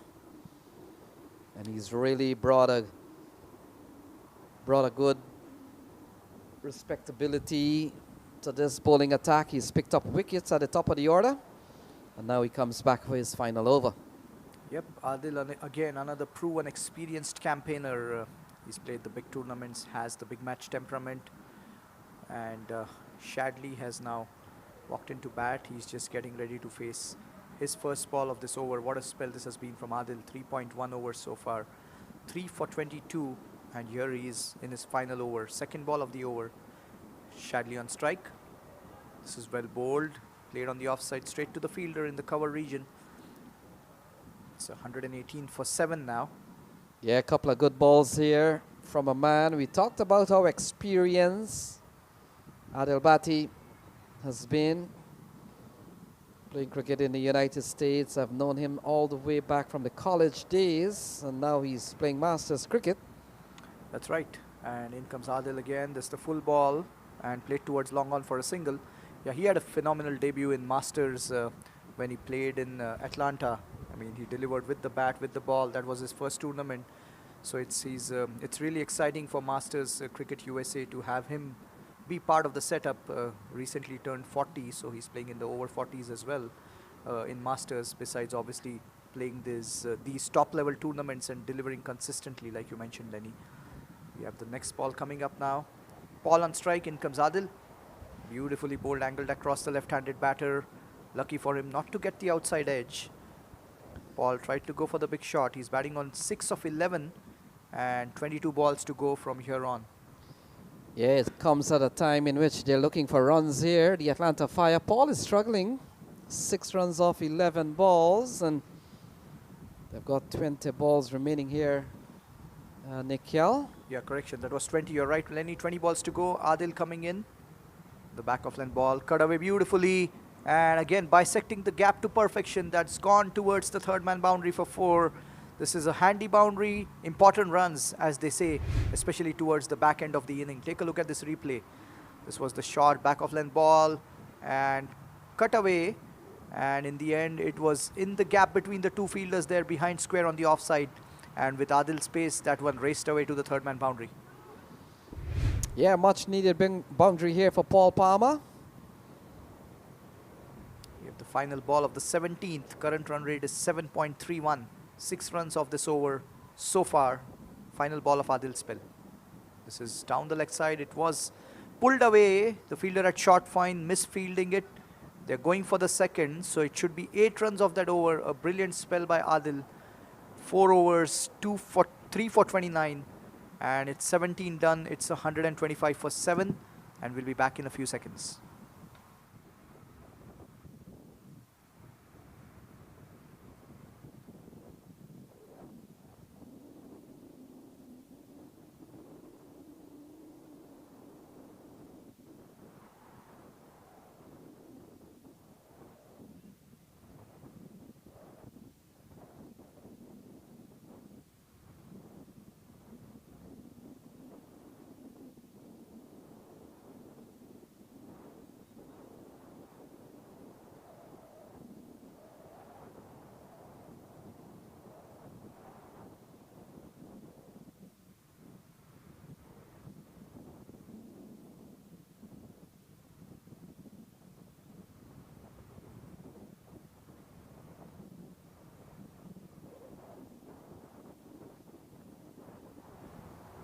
So it's 125 for 7 and 18 legal balls to go from here. And I believe it will be a change in bowling. Stephen coming into the attack here. So it's 125 for 7 now. Shadley batting on 1 of 2 balls. Paul with that boundary in the last over. He's on 12 of 13. Windy conditions. There's a lot of wind here. The wind has picked up speed. First ball of the new over outside the off stump. It will be a wide outside the wide line, that one. Yeah, Shadley, we've seen him at the international level. And Nikhil, it was not too long ago. He was at top of the table in the World T20 World Cup, at the top of the table in terms of wickets, and he held that position for a while. And then when the US was out of the tournament, some other players came, but he held that position for quite a couple of weeks. Yeah, it was indeed a big achievement. We'll get back to that, Stephen. This one, it's played on the offside. The fielder at covers, and I don't think he quite caught it. In the end, he could not. Or did he?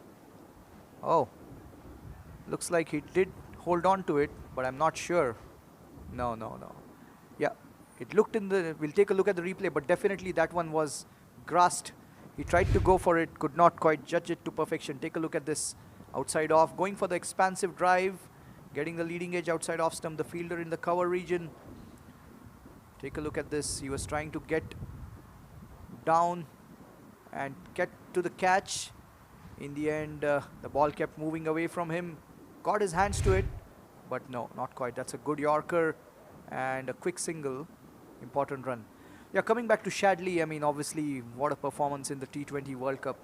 Not to mention, I mean, he got all the big wickets against big teams, India, Pakistan, and he held on to that position of the being in the leading wicket takers column despite less games played by the US team, as you know. So phenomenal achievement. I mean, Shadley was a standout player besides a few others like Shubham for sure in that tournament.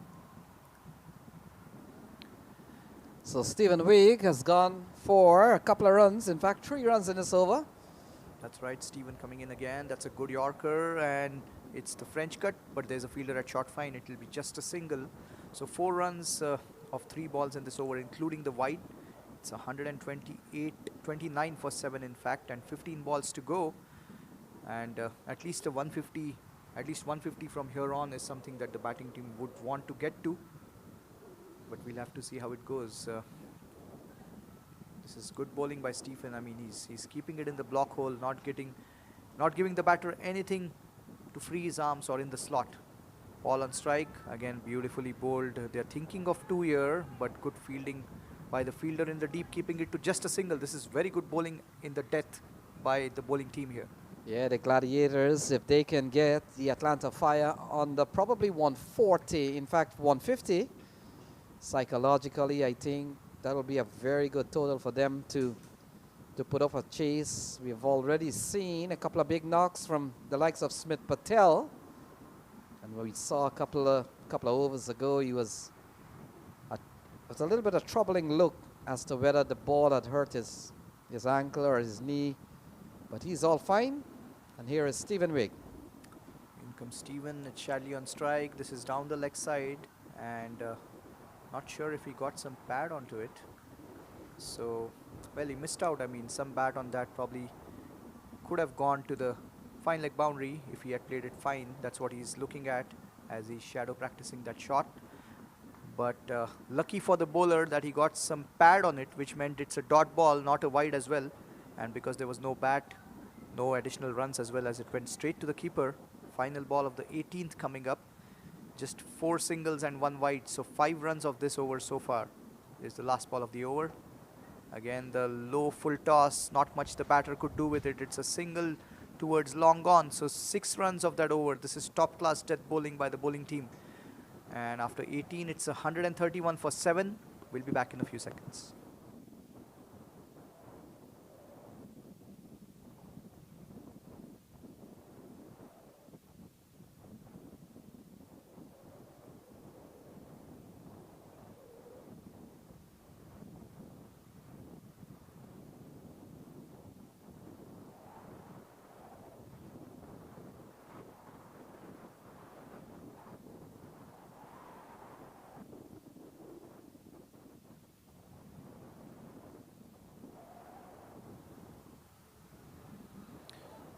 So we have the final 2 overs coming up now, and Adil Bhatti, he bowled his last over from this end, so there will be a change in bowling now. 131 for 7. Shadley batting on 4 of 6. He'll be on strike, and Paul on 14 of 15. All right, here's the first ball of the 19th. It's Vedant Pathak who's back into the attack. He's coming right arm around. This is well bowled. It's played towards deep mid wicket for a single. Vedant, a talented young kid. In fact, Lenny, he played a couple of games before the Houston Open with us locally, and he played with us, and we could see, you know, he's really motivated, really a passionate and a nice, humble guy, and good to see him here bowling well for his team. So it's these young kids. They work hard behind the scenes, and these are the big stages, the big tournaments where they want to come in and make a difference for themselves and their teams. And it's good to see these opportunities being provided by tournaments like Houston Open, where the kids can showcase their talent. He's flown in to Houston from Atlanta. Second ball of the over, Vedant. Outside the off stump, and that's the expansive cover drive, beautifully played. A much needed boundary away from the fielder at long off. And that's a good looking shot here by Paul. He moves on to 18. A good shot. Take a look at the replay. Yeah, lovely strike here from Paul Palmer, full and wide. And that's executed pretty well. And all of a sudden, Paul Palmer has caught up, going more or better than run a ball. He's now up to 18 from 16. He's got a couple of handy boundaries here, much needed for his team. And a good looking shot, that the cover drive. Third ball of the over coming up here. Paul on strike. Back of length short ball. It's pulled away. It should be a catch. Yes. Oh, he's dropped it. Well, well, well. That should have been a pretty straightforward catch. A good setup by Vedant. It was the short ball. He went for the pull shot. Probably could not get the connection, and there was a fielder there, but the fielder could not hold on to it. Yeah, we talked about how impressive the catching has been from the Gladiators, but in the last couple of overs, we're beginning to see that the fielding has become anything but ordinary. Next ball of the over, in comes Vedant. This time it's played again towards long on. Well, well, that probably should have been stopped again. It's a handy boundary. These are important runs here for the batting team, and they've now moved on to 142. This has been a good over here for them. They've scored 11 runs of 4 balls. Admittedly, a dropped catch. This probably should have been stopped. Take a look at the replay here. In the end, the odd bounce, but still probably looking away. Yeah, Khurram Nawaz not been able to save the boundary, but Paul Palmer has really picked things up. Next ball of the over, Vedant, beautifully bowled. What a ball this. A brilliant Yorker angled into the left-handed batter, a much deserving wicket, and that was a proper fast bowler's ball in the block hole. Not much the batter could do before the bat came down. The ball crashes onto the stumps, beautifully bowled by Vedant, and he gets his second wicket. It's been a good spell. Take a look at the replay here. This ball, right arm around, angled into the left-handed batter, and right in the block hole, beautifully done. And that's the end of that for Paul. It's the 8th wicket down, and 1 ball to go in this over. The new batter coming in. We'll be back in a few seconds.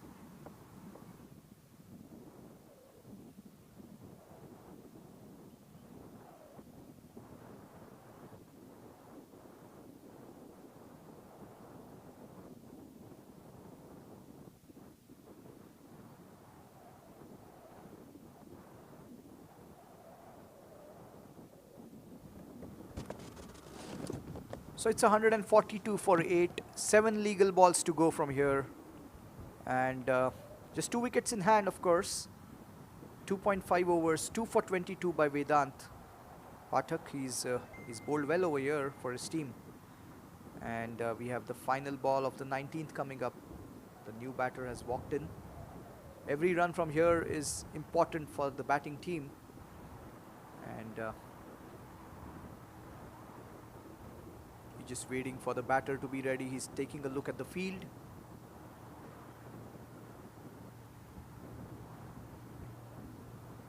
In comes Vedant.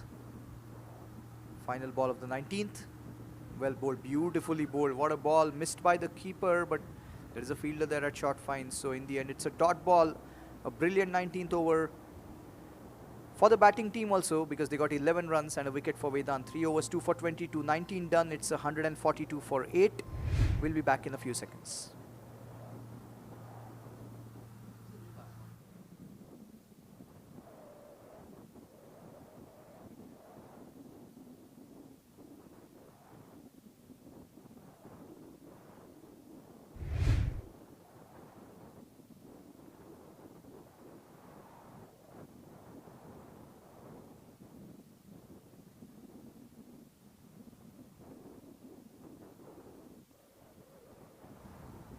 Alright, so it's 142 for 8.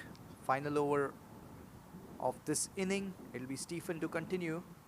He's going to come left arm over to the left-handed Shadley, who's on strike. Current run rate is close to 7.5. In comes Stephen to Shadley. Full toss taken on the full, beautifully picked up, and he's played it on the leg side in the deep. There was a fielder, he had no chance. It sailed over his head easily, and these are important runs. What a start to this over, Lenny, because a 6 to start the first ball of the final over. The replay here, the full toss, picked up, flicked away, and there was a fielder at deep square leg. All he could do is see the ball sailing over his head, and this is beautifully picked up by Shadley.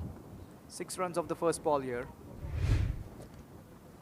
Yeah, they got up to 148 now, so 160 is a possibility with Shadley on strike. Amila Ponso has come in to join him. Here's Stephen Wigg. Second ball. This time he's played it straight back past the bowler. They should think of two. They're going for it. And this is nicely done. That's the 150 up here for the batting team. 8 runs of the first 2 balls. This is a good start to the final over. It's 150 on the board now. Yeah, chance for them to really get up to that 180 mark. Got the feeling that along with Zishan Maksud and Paul Palmer, there was a little bit of lull in the batting at that point. Beautifully bowled in the block hole. In fact, I beg your pardon, that went to a boundary, it seems. It's 10 runs of the first 3 balls now with this dot ball. So the straight back past the bowler was in fact a 4 and not just a couple of runs. So this is good batting here by Shadley, but a very good comeback by Stephen. The third ball was right in the block hole. Not much the batter could do after he gave away 10 runs of the first 2 balls. So it's Stephen to Shadley. This is a good contest in the final over.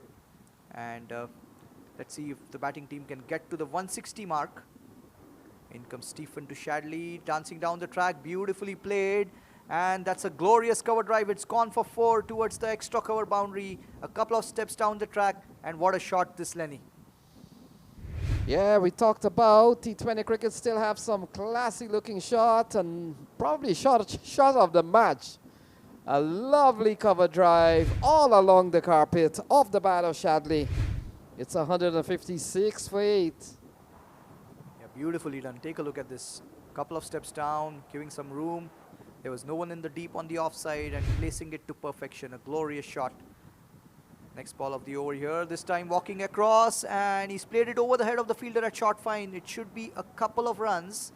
So this is a brilliant over here for Shadley and his team. They've already got 16 runs of 5 balls. They're touching the 160 mark now. It's 158 with 1 ball to go. This is brilliant batting, and he has changed gears in this last over phenomenally well. Shadley has. He's raced on to 21 of 12 balls. A strike rate of close to 200. This is brilliant batting. Stephen 3.5 overs, 1 for 40. Final ball of the inning coming up. Shadley on strike. This time he's picked it up straight over the head of the bowler, and it's going towards the boundary but stopped by the fielder in the deep. So they do get to the 160 mark with 18 runs. In fact, it's a misfield by the keeper, and they might get couple more runs. So it's 162 on the board, and what a last over this.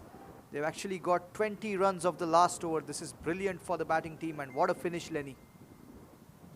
Yeah, we were talking about that 160 mark. Well, guess what? They've got 2 more than the 160.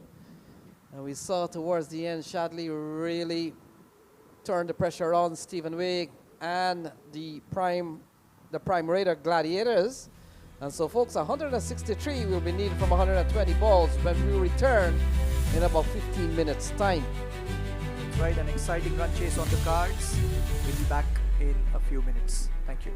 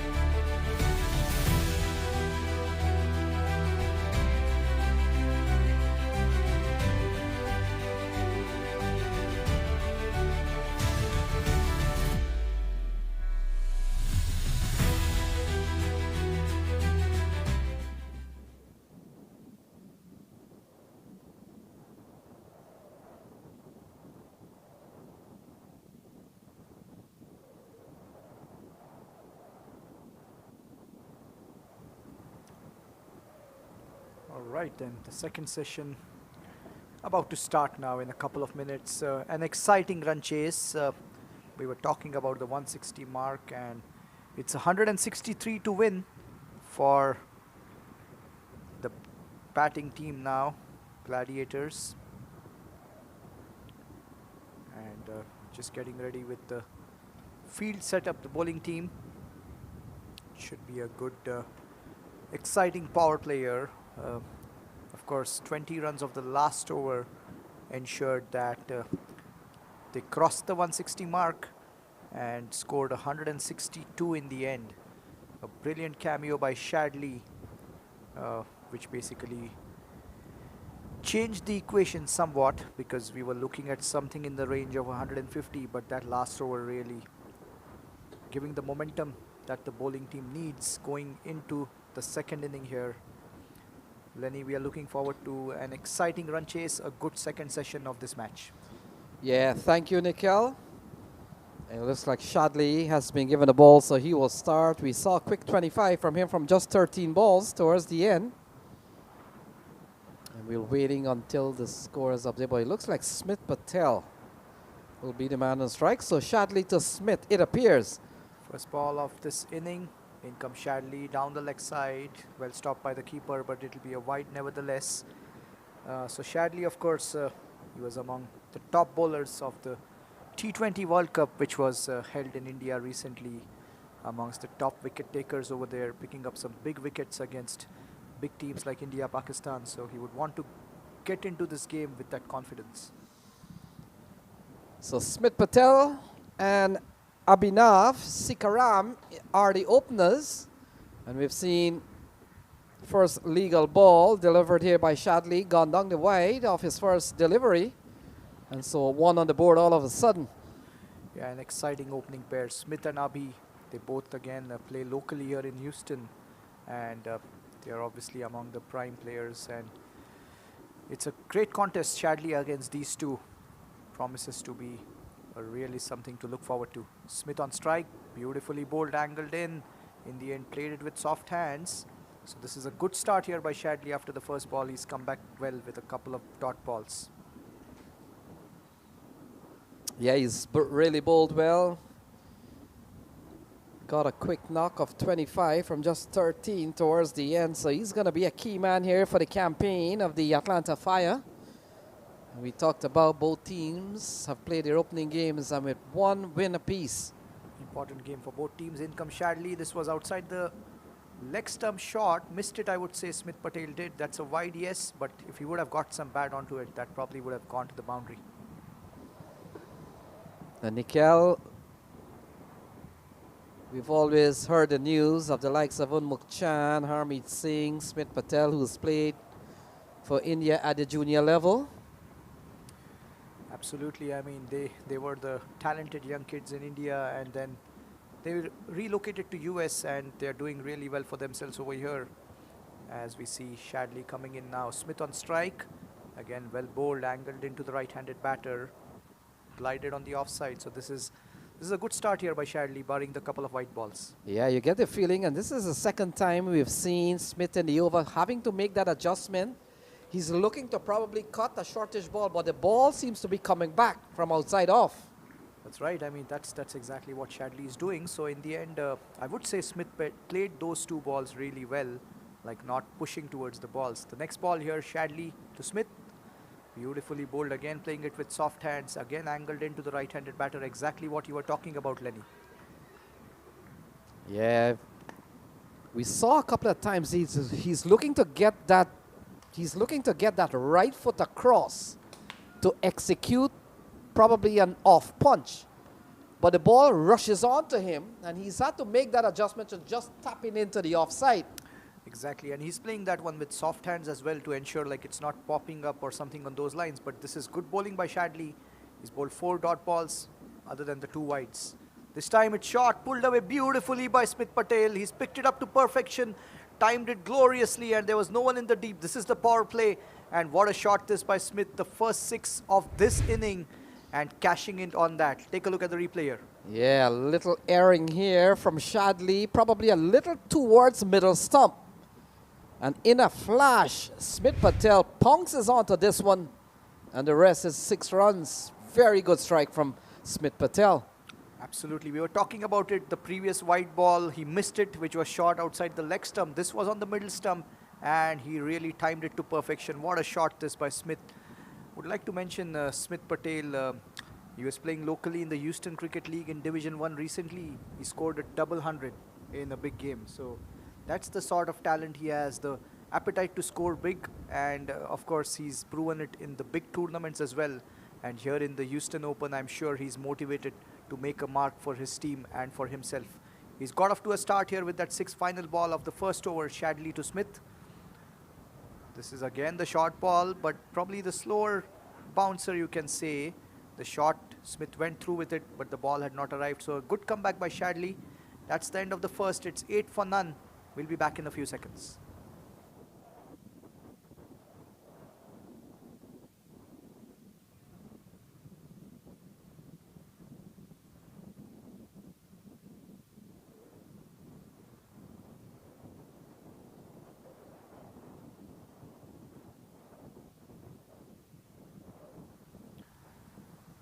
So now we will have Amila coming into the attack. The left arm spinner against the left-handed talented youngster Abhi Sikaram from Houston. Again, a really talented kid, Abhi. He plays locally with us. And I mean, to see his growth, his progress, the hard work he has put in behind the scenes. And here he is on the big stage. And it's an exciting contest against Amila, a top-class left-arm spinner, Lenny. Yeah, Amila. I think Amila has played well. I know he has played first class in Sri Lanka. Not too sure he's played at the international level, but he's been a fixture, part of the Atlanta unit for a long time. So very experienced with this unit. He's been wearing red for a long time. And he comes in here very experienced to Sikaram. Abhi on strike, in comes Amila. This is well bowled, back to the bowler. 2 fielders outside the circle. He's got a deep mid-wicket and a long on. 2 fielders on the leg side outside the circle. And he's got a packed offside field, obviously, with a mid-off inside the circle. In comes Amila to Abhi again. This is glided away beautifully. He's off the mark with that single, bisecting the gap. And good rotation of strikes. So we'll have the right-handed Smith Patel now on strike. We'll see the change in field. The fielder coming inside the circle on the offside. So the 2 fielders outside, there is a long off and a deep mid-wicket for the right-handed batter Smith, who will get ready to face his first ball against the left-arm spinner. And Nikhil, we talked about the Atlanta Fire last year in 2025. Very big year for them. They won minor league. And they also won the US Open, the Houston Open. Absolutely. As we see this one, he's played the sweep shot. This should be a catch to deep mid. Oh, he's dropped it. Can you believe it? It was a regulation catch. We have seen simple catches dropped in this game in the last few overs. A couple of them during the first inning. And now this one, well, it was a good setup by Amila. Take a look at the replay. The sweep shot, the leading edge. There was a fielder there. It was probably curtains for Smith, but not quite. Dropped a sitter there, Lenny. Yeah, Nitish Sudini came in, did everything right. Was by this standard, a very simple catch. And so Smith will make a mark on that, give him a second chance. In comes Amila. This is flicked away nicely by Abhi in the vacant region towards mid-wicket for an easy single. So a couple of runs for Abhi Sikaram. And Smith Patel back on strike. This is a good over here so far from Amila. He's just given away 3 runs of 4 balls, including the missed opportunity. Yes, score should have been reading at about 10 for 1 with Smith back in the shade, but that's not to be. And so Smith survives. So it's a good contest here. Amila to Smith, well bowled again, beautifully bowled. Slowing it down a tad bit, defended nicely by Smith this time. Final ball of the second over coming up. The required run rate is 8.3. We are in the power play as the left-arm spinner continues. This time he's played the sweep shot beautifully. This time the fielder at square leg had no chance. He picked the gap to perfection. It's gone towards the deep square leg boundary for 4. A glorious shot by Smith. Take a look at this. This was a tad flatter and the sweep shot played to perfection. There was no way any fielder was catching that one. So a boundary to finish the second, 2 done. It's 15 for none. We'll be back in a few seconds.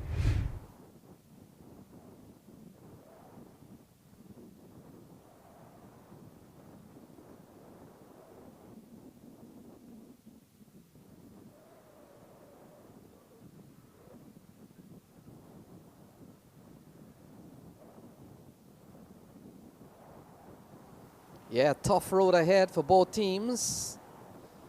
They coming out of Group A. Some strong teams in Group A. Nikhil, Baltimore Royals is in Group A. Columbus, another team that carries the likes of, I think, Isan Adil, Manang Patel, all part of that squad. And they've played, well, they're playing Atlanta Fire now. And they're still, and they played Atlanta Fire and Blazers already. So two strong teams still to come. And that's the beauty of these big tournaments like Houston Open. I mean, it's the cream of the talent in US with respect to cricket, all competing, all putting in the hard yards for their teams, and that's what makes Houston Open such an amazing tournament, Lenny. Yes, Nikhil, and I was talking with Mustafa. Those are in the US national setup. They want to hold their place, so they use these domestic tournaments to really let the selectors know that wherever I'm playing, I am doing well, I'm still in form, I'm making runs, I'm taking wickets. And these days, you can't hide as a player because there's the scoring app, Cricket Clubs or Cricket Center. Most games are web streamed, and so everywhere you go and you play, people are watching or following you. Absolutely. So you have to keep improving, you have to keep evolving, because like you said, there is so much footage now of all the batters, the bowlers, everything is there online. As we see the next ball, Abhi on strike, dancing down the track and trying to play the big shot, beautifully bowled by Shadley. We saw this in the first over when Smith was on strike, the right-handed batter, the ball was coming into him, and now for the left-hander it's going across. So this is just beautiful bowling by Shadley, showing his experience and the reason why he was amongst the wickets in the World Cup. Yeah, he's a very good opening bowler. And we saw in the previous over, while Smith Patel was able to get a big shot onto him, but Smith Patel in the earlier part of the over was at bay, was at sea with Shadley. In comes Shadley to Abhi again. This is beautifully played by Abhi, but there is a fielder in the deep at sweeper cover. It will be just a single. This ball gave him an opportunity to free his arms, which he did, but it was straight to the fielder. So a single, so we'll have the right-hander back on strike now. And for all the folks watching this feed, want to remind you that if you want to catch up, now you're watching the YouTube feed on this one, so that we know because you couldn't hear my voice. In comes Shadley to Smith. This is flicked away on the leg side for an easy single this time by Smith. And Nikhil, a good time to remind all our listeners, if you're into numbers and you want to follow all the stats, how many sixes, how your team is doing from a numbers point of view, you can go to Cricket Center, and that's the scoring app, scoring platform for this tournament, Cricket Center. Download the app and follow all the games. All right, that's your best chance to follow all that is happening. Upcoming games, past games, all the stats, bowling, batting, catching. You can catch it. You can get all of them at Cricket Center. That's the scoring app, has been approved for this tournament. That's a good ball here by Shadley. So Cricket Center is the go-to app for everyone. So just keep that in mind. And a good ball this by Shadley. It's been a good tidy 2 overs by Shadley, besides that one big shot from Smith Patel, which went for a 6, which means in the remaining 10 balls bowled by Shadley so far, he's given away just 4 runs. So it's a good spell in the power play. Final ball of his second over coming up here. Abhi Sikaram on strike, batting on 3 of 7 balls. In comes Shadley. This time he's played the cover drive, and again that's gone straight to sweeper cover. It should be a single here. So a single to finish the third. After 3, it's 18 for none. We'll be back in a few seconds.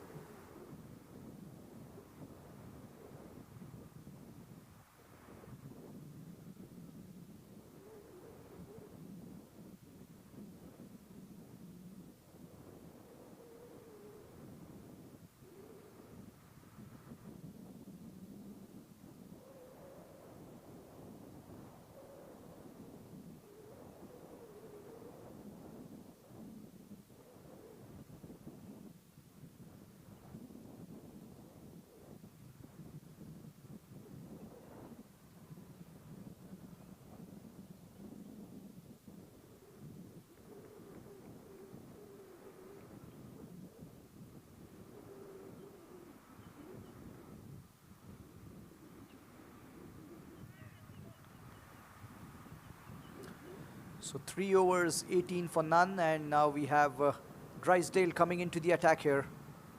And he'll be bowling to Abhi. So the left arm spinner bowling 1 over. And now we have the pacer coming in from this end. This should be a good contest here. There is a fielder at deep backward square. And there is a fielder at third man. The 2 fielders outside the circle. First ball from Drysdale to Abhi. That's a good short ball. He tried to play the pull shot. But in the end, not quite getting the connection. Hopefully he's okay there. We'll take a look at the replay when it comes up. But a good start here by Drysdale. A good looking short ball with good pace. Yes, as a fast bowler, you want to be, you're quite happy that you've ruffled the feather of the batter, as in this case, Abhi Sikaram. 19 for no loss. We've seen a catch put down by Sudini off the bat of Smith Patel when he was on 7. He's gone up to 12. Drysdale to Smith now. This is again well bowled. He tried to play it on the leg side. It's a dot ball. Abhi Sikaram on 4 of 9. Smith Patel on 12 of 11 balls. This is a good start in the power play by the bowling team, I would say, Lenny, so far. Yeah, we saw a couple of good overs from Shadley. 2 overs, no mean none for 11. We saw one from Aponso, who should have picked up the wicket of Smith Patel. His over has gone for 7. Not bad in T20 cricket. And we've seen a couple of good balls here from Drysdale, who's been given the ball first change. In comes Drysdale to Smith now. This is the back of length ball, flicked away nicely towards square leg. It should be an easy single. So 2 runs off the first 3 balls, including the 1 leg by so far. Required run rate 8.67. Current run rate is less than 6 in the power play. So this is a good start here by Atlanta Fire in the power play. Yeah, Drysdale comes out of New York, comes out of Westbury. And Westbury, we know, play in the Metropolitan League, one of the top run league in the New York City area. And Drysdale comes out of probably one of the most winningest club. Westbury has won a lot of championship over time. And glad to see him at the next level. Absolutely, and I mean, here again you can see this is top class bowling. Take a look at this replay, angled across the left-handed batter with good pace and a good short ball. Again, it's bowled to perfection when it comes to the length. It's not over the head, and it's brilliant bowling. He's bowled 2 very good short balls to Abhi Sikaram in this over. So it's a good contest, and it'll be a good challenge here. We'll see how Abhi Sikaram responds from here. He's on 4 of 10 balls. Drysdale coming in again. This time it's angled across. It's played on the offside. It should be a single. This is top class bowling by Drysdale, and he's showing all his experience here with the ball. Yeah, Drysdale has only given up 3 runs. And there's been a pattern to his bowling, 1.1.1. So if everything goes well, this could be a dot ball here, Nikhil. Yeah, I mean, if you follow the pattern of this over, there's a very good chance of it. But we'll see how it goes. This is the final ball of the 4th over. And the target is 163. It's Drysdale who's given away 3 runs, including the leg by so far. This is short. It's pulled away beautifully by Smith Patel for 4. It was almost as if he was expecting the short ball and waiting for it on the back foot.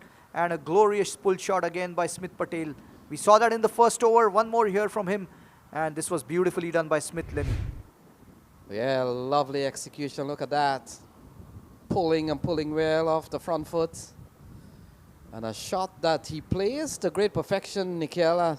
You've seen him bat a lot of time, but can't bowl short to him. I remember the very first time I saw Smith Patel was in New York. Might have been 2014, 2015. He had come to Brooklyn, playing in a tournament there. And Najaf Shah, you know Najaf Shah. And I remember Najaf Shah bowled a couple of short ball at him, front foot pull from Smith Patel, and I said, wow, who's this kid? This kid can bat. Absolutely an amazing batter, and like you rightly said, here in Houston we have seen him play some phenomenal knocks. I was talking about the double 100 in the Houston Cricket League recently. He scored 160 odd as well in the semi-final after that, so his appetite for big runs, everyone is aware. As we see the first ball of the next over here, Abhi on strike. It's played on the leg side towards mid-on. Yes, Stephen Taylor is taking a big chance here. He's gone quite a long spell here for Shadley. Shadley's bowling his third over, Nikhil. That's right. I mean, he's coming in for his third over, so they are sort of going on, continuing with him. Obviously, he's in good rhythm. He's bowled 2 tidy overs. And not to mention, I mean, the power play is crucial. There was one missed opportunity, so they are hoping Shadley can give them that 1 wicket, probably. This time he's pulled it beautifully by Abhi Sikaram has. He shuffled across and he played it towards deep fine leg where there was no fielder, and it's gone a few bounces into the fence for 4. A very timely boundary for Abhi. Take a look at this. Shuffled across and pulled it away over the head of the fielder at short fine, and 1 bounce into the fence. A much needed boundary here for Abhi Sikaram, Lenny. Yeah, they need to get up to 8 or just over 8 and over. And so far, we've seen some very good bowling from the Atlanta Fire. They've spilled a chance already. And they're going at 6.6, the Gladiators for the time being. But both Sikaram and Smith Patel confident. And in fact, it's Kamrul Patel who's into the attack here, not Shadley, so apologies for that. This time it's pulled away beautifully. This was shot outside the leg stump. And that's a glorious shot by Abhi Sikaram. He's changed gears over here in a couple of balls. 2 amazing shots and 2 in the same direction. Take a look at this shot outside the leg stump. And what a pull shot this again by Abhi Sikaram over the head of the fielder at short fine. But this time it's gone all the way. This is brilliant batting here. And he's changed gears, got 10 runs of the last 2 balls. Yeah, Kamrul has come into the attack and he's gone for 10 in 3 balls. We've seen a 6 and 4 off the bat of Sikaram. So all of a sudden, we're beginning to see Sikaram opening up. And Nikhil probably bowling the wrong line here as Kamrul. Absolutely, and there's a change in field. The fielder from sweeper cover has come inside the circle, and they're sending one fielder back outside the circle on the leg side. Next ball, Kamrul coming into Abhi again. Outside the off stump this time, exactly from where the fielder came in, and he's bisected the gap in the cover region for 4. This is brilliant batting by Abhi. 2 4s and 1 6 in this over. Take a look at this angled across. The fielder from sweeper cover came in, and Abhi Sikaram picked up the gap in the cover region exactly from where the fielder had come in. So this is good batting. He's playing the field nicely here. Yeah, shots on both sides of the pitch. We saw 2 down the leg side, in which we thought that Kamrul probably erring on the wrong line. But then he comes on the off, and Sikaram has a classy looking shot into the offside that goes away for 4. So pressure on Kamrul straight away. That's right. They've got 14 of 4. Kamrul coming into Abhi again. This time he's pulled it away on the leg side. And it's gone towards deep square leg for 4, it seems. It's a good effort by the fielder probably, but he could not stop it. So this is good batting. And he's really cashed in. Take a look at this shot. Asking to be hit. He's played the pull shot brilliantly again. There was a fielder in the deep. He should have stopped this ball, but could not quite do it. So it's another boundary. 18 runs, and this is really good batting. And the perfect over that was required by the batting team. Yeah, all of a sudden we're beginning to see a pull away here from the Gladiators. And Abhi Sikaram, who started a little tentative at the top, has really become free-flowing in this over. Look at that. More runs here for Sikaram over the offside. And this one, he ends the over with a massive 6. What a shot, this 24 of the over. This was again, take a look at this, outside the off stump. He's played the expansive cover drive. No one in the deep on the offside. It's gone all the way for 6. What a finish to the over. And what an over, this 20 runs of that over. In fact, 24 of that over. And 49 for none after 5. What a start this for the batting team. Take a look at this over. First ball was pulled away over short fine. Second ball was pulled away over short fine for 6 by Abhi. This one outside the off stump, the fielder came in, he bisected the gap for a boundary. And then again a pull shot towards deep square leg. There was a fielder there, he could not stop it, so that was 4 runs. And the final ball played beautifully, the expansive cover drive all the way for 6 towards extra cover. This is brilliant batting here.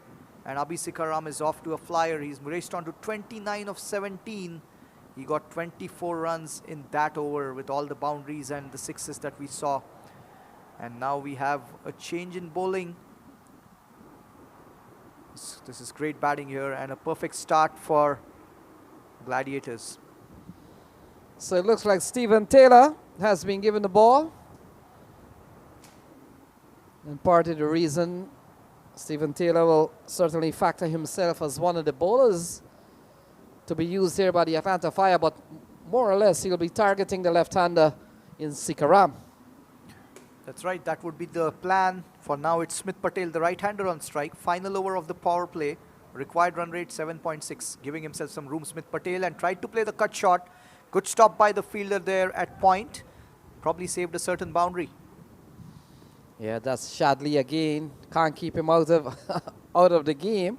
So they are on 49, the Gladiators. In comes Stephen Taylor. This is swept away beautifully. In the gap, the fielder at deep backward square had no chance. That's the 50 up for the Gladiators. A 50-run opening partnership in no time. And what a start. This is Lenny. Take a look at the replay. Yeah, Taylor, not necessarily down the wrong line. He swept it around all the way from the middle stump, nickel bat. And those are the changes. Those are the subtle movement that these quality batters, they do. Absolutely, that's one of his scoring shots for sure. Again, giving himself some room, and again a cotton ball drop chance. Can you believe it? Well, the second chance missed against Smith Patel. Again, a regulation catch, Lenny. Yeah, was given a life on 7, and now this on 21. Probably a relatively simple cotton ball chance here from Stephen Taylor. Put down, and now Smith Patel lives on twice. Well, when it's your day, as they say. That's exactly what's happening here for Smith.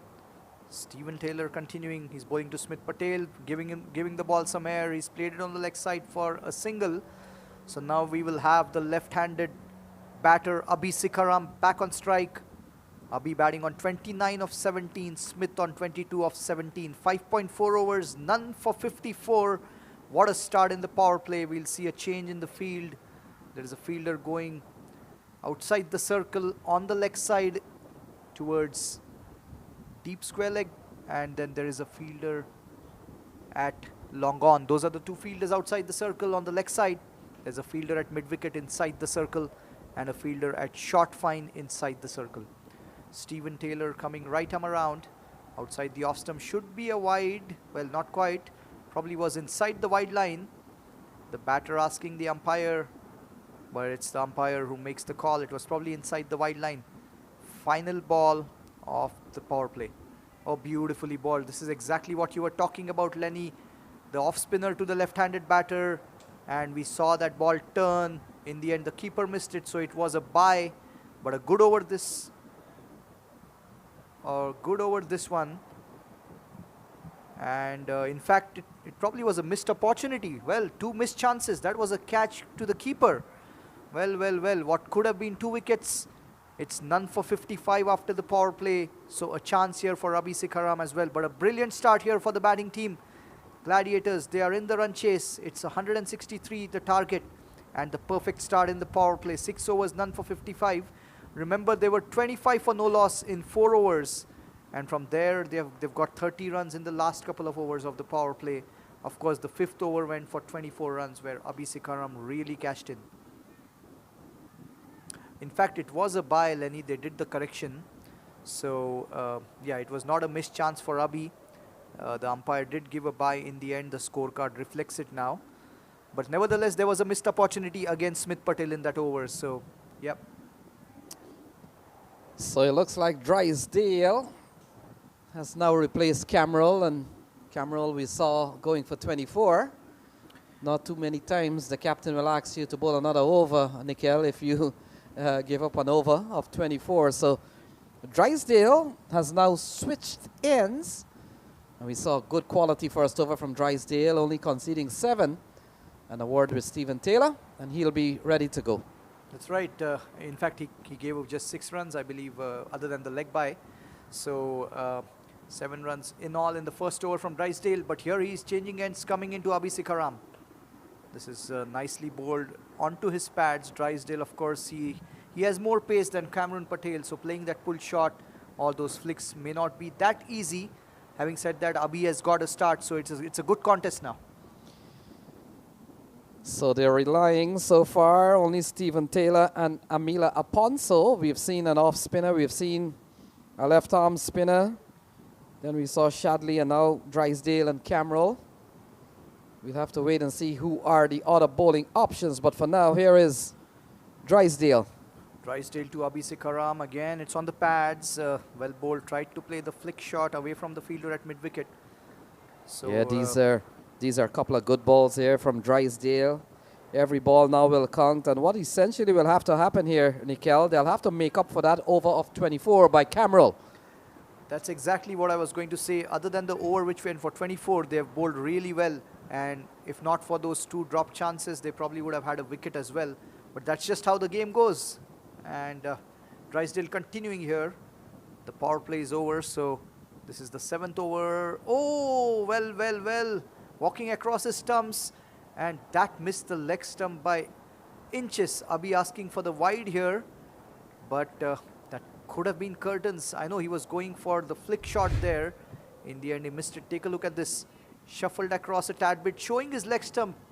And how did that miss the stumps? But lucky for Abhishek Karam there. I think it's a very good call from Myron James. I know the teams are implying that, well, it goes down the leg side, it's an automatic wide, but that was very close to the leg stump. And with the new wide rule, That was in this time again. Beautifully bowled. Nicely played by Abhi this time. He played it straight back past the bowler. and the new wide rule essentially means that if that ball pass within about a feet from the leg stump, it ought not to be called a wide. That's why you see those 2 markings there. Absolutely, that's very well said, Lenny, and you're spot on there. It's inside that marking. So like you mentioned, a very good call by the umpire, Myron James. Again, an experienced umpire in the Houston Cricket League and showing his experience here again, Myron. I know at the IPL level, probably you can review wides, review all these things now. And here the umpires have, everything has to be decided on field by just the 2 men out there. And in a split second as well, the decision has to come. In comes Drysdale to Smith Patel. He's played it towards long on for an easy single. So this is again a very good over here by Drysdale. He's given away just a couple of runs in this over of the first 5 balls. And the required run rate is just over 8. We are in the 7th over. And this promises to be a really good contest for the remaining part of this match, Lenny. Yeah, going pretty good. They're on course here with 8 runs and over. Required just about 8. Everything is even here. This is the low full toss played towards covers. It should be a single. So just 3 singles of that over. 7 done. Gladiators 58 for no loss. We'll be back in a few seconds.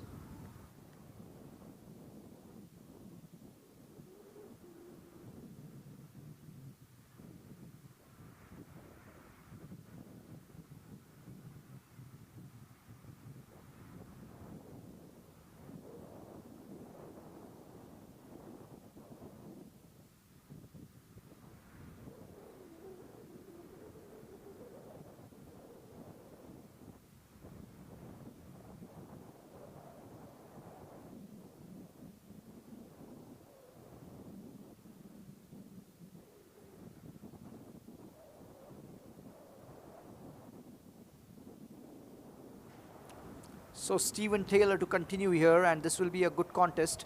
Of course, Taylor bowled the final over of the power play, gave away just 6 runs. And here now he is after the power play, so he does have protection outside the circle. He's got a deep square leg, deep mid wicket, long on, long off, and sweeper covered. The 5 fielders out. Abhishek Karam on strike, batting on 31 of 24. This is tossed up. He's played the late cut beautifully. Good stop by the fielder at short third. So 1 run to start the over. 59 for no loss. Gladiators, and 105 to 104 to get from here on in 77 balls. Abhi has moved on to 32 of 25, and at the other end Smith Patel on 23 of 18 balls. And now Stephen Taylor continuing, just adjusting his field to ensure the fielders are in the right position for him. Smith Patel on strike.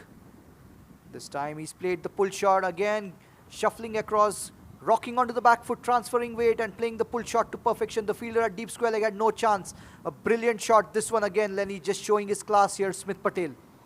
Yeah, going down the leg side from Stephen Taylor, not from an off spinner, turning away, and look at that. Hammered into the onside, and although Paul Palmer had a chance to come around quick, but the ball was traveling and well hit, and it goes away for another boundary. Brilliantly timed. Now round the wicket, Stephen Taylor. This is glided on the offside for a quick single. Good running by both the batters. Good understanding between them. The left-hand, right-hand combination going nicely here for Gladiators. Yeah, and we saw Nickel in their opening game by the Gladiators. Smith got a 63, so he's hot off form just a couple hours ago. And he's also got a life, in fact a couple lives, so that's good for him. This is played nicely towards long on for an easy single by Abhishek Karam. Good rotation of strike and the left-hand, right-hand combination again. Yeah, Taylor's gone for 7 in the over so far. Smith Patel comes back onto strike. You talk about those two lives, one at 7, one at 21. But all that is part of the game. Absolutely, and you make the most of it. He's a quality batter, as we all know. This is beautifully played again. It'll be just a single. There's a fielder in the deep on the offside.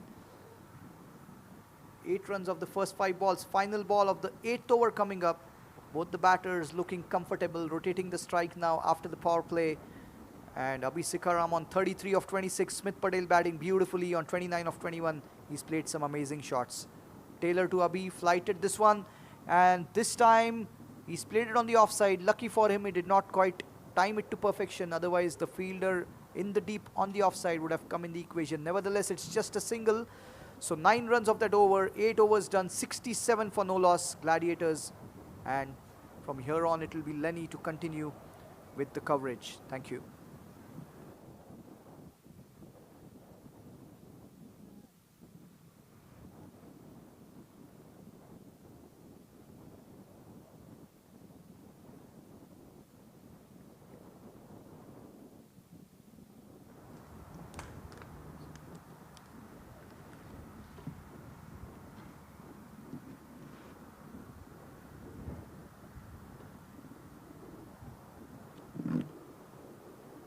So 67 for none. Smith Patel and Abhinav Sikaram going pretty well. And you get the feeling that the Atlanta Fire, they badly need a breakthrough. Couple of missed opportunities, couple of drop catches. And this game far from over, but you get the feeling that Raiders are in some bit of control. And that is because we've seen a very good knock from the two openers out in the middle. Cameron Rabi comes back for his second over of this game. Didn't go too well. Gave up 24 runs the last time he was bowling. And we talked about these two teams have already put points on the table. And they come out of Group A, so a lot to play for in this match. Atlanta Fire, we told you also that 2025 was really a good year for them. They're the defending champions, having won the tournament in May, and then in October, won the prestigious minor league cricket championship. Smith Patel, who we talked about already with a half century in this series, got a 63 in the opening game. And Milind Kumar, he got a 47 not out also in that game. So the batting seems to be pretty strong here. Sajid Gowda is another batter part of the squad here for the Prime Raider Gladiators. Ball turned into the onside. Easy single here for Smith Patel. And the equation now comes down to 94 to win from 69. Still asking at about 8 runs and over. And I get the feeling that both the current run rate and the required run rate could be hovering at about 8 for a long time, maybe even towards the end of the game. So still a lot of cricket left in this game. Here is Cameron. And a play in a miss. Well bowled this guy's slower ball. And buys a signal from umpire Myron James.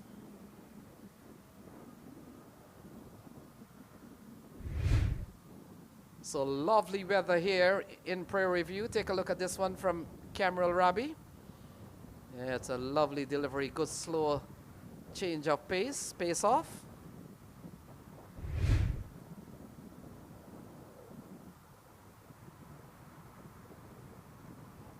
Smith Patel looking to pull through the onside. Doesn't go too well. And Malik, the wicketkeeper, comes around and he picks the ball up. So this over's gone pretty well for Cameron. Yeah, into the surface. Smith Patel looking to go big. Ball rushes up to his upper body. And in the end, very welcome dot ball here for the Atlanta Fire team. The Atlanta Fire led today by Stephen Taylor. Very experienced campaigner who's been around US cricket for some time. And so Smith Patel, he's really batted well. He's on 30 off 24. And final ball coming up here is Cameron. And into the onside, looking for a couple of runs. They go for one. And that will complete over number 9. So 9 gone is 71 without loss.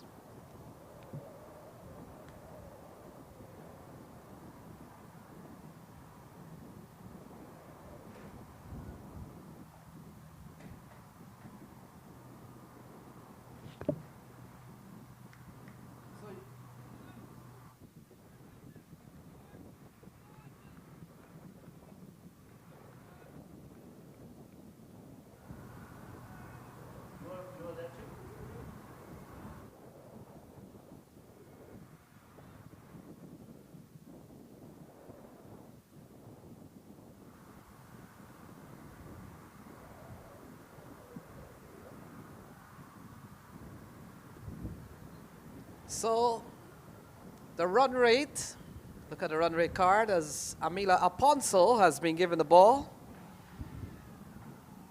And he comes in here at a time in which the equation reads 92 from the remaining 66 balls, as Smith Patel and Sikaram has really gone well. While we talked about a couple of opportunities for this Atlanta Fire team to pick up wickets, were not accepted.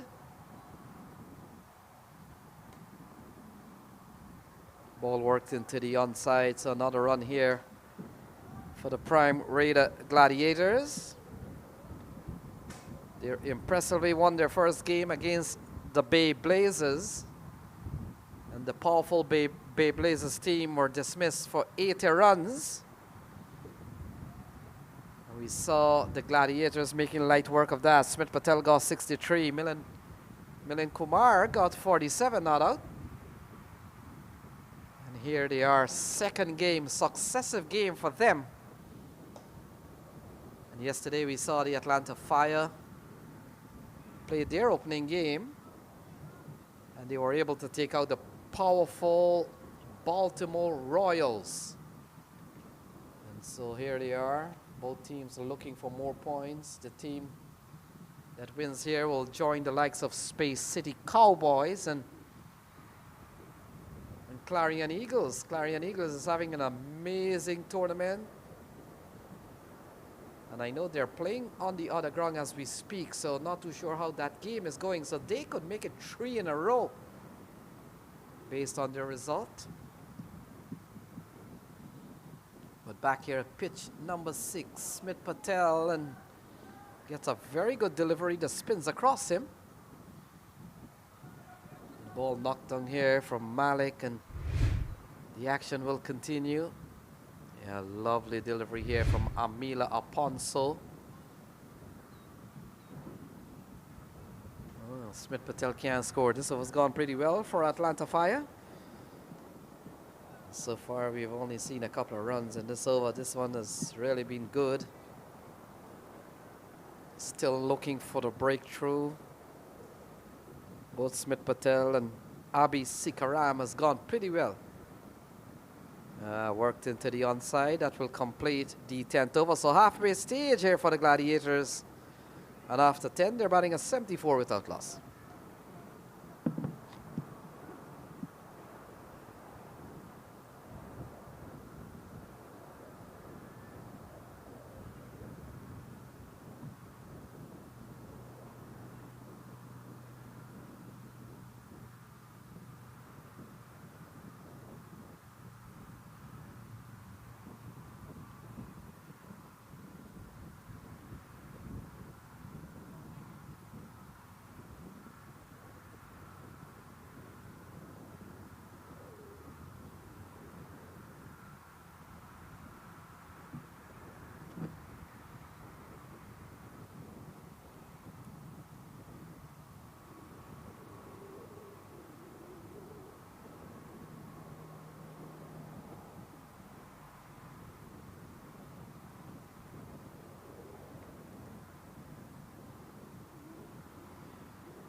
So the cricket continues. Smith Patel and Abhinav Sikaram going pretty well. Drysdale continues. And Drysdale starts pretty well with a dot ball outside the off stump, dabbed into the offside. So we've got another game coming up here at 3:30, and that game will feature the Royals, the Baltimore Royals, and they will take on the Bay Blazers. So another exciting game that is out of Group A. And so we've got some really good encounters, some strong fixtures. Into the offside, hammered away through the covers, and that's a lovely shot from Smith Patel, gone for 4. And takes the score up to 78 without loss. Take a look at that. Just stand and deliver. Ball shortish outside the off stump. And that's a lovely execution from Smith Patel. Gone away for 4.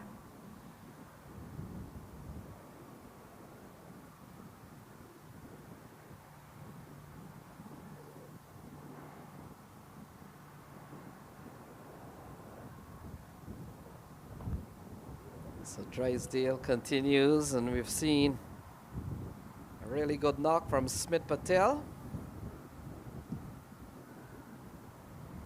A man who plays 50 over cricket now for the United States. So he's beginning to gain those international senior experience, having played for India at the junior level years ago. We talked about Monang Patel, Unmuk Chan, Harmeet Singh has played at a junior level for India at one point. Oh, playing a miss. That's a good delivery to get past. Abhinav Sikaram buys the call from umpire Myron James. The two umpires are Myron James and McGivern Fredericks and Myron James. And I gotta say that the umpires have really done well in this tournament. We've seen some very good call. And so far they've been able to push the game along quite nicely. Not too many howlers around here. Oh, massive strike from Smith Patel. Tees off. Gone a long way and gone for a maximum. Superb hitting here from Smith Patel. And look at that, in the slot. And a lovely swing of the bat. Gone far, gone high, and gone for 6. Smith Patel. So now he goes up to what, 44? And if he gets a half century here, it's going to be a second one in just two games, successive games for him.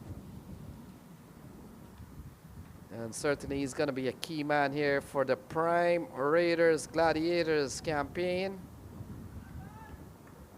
So a lovely strike from Smith Patel. We've seen our fair share of half century on this ground. In the morning game, we saw Mukhtar Ahmed and Shashwat Kohli. Oh, struck well. That's a lovely shot again from Smith Patel, wide of the offside. And the umpire is just checking. If he goes for 6, that's a half century for Smith Patel. In fact, it's gone for 6. And so Smith Patel, successive half century, got a 63 in the opening game. And look at this one. This one brings up another 50. And 50 more for Smith Patel. 11th over comes to a close. It's 92 without loss.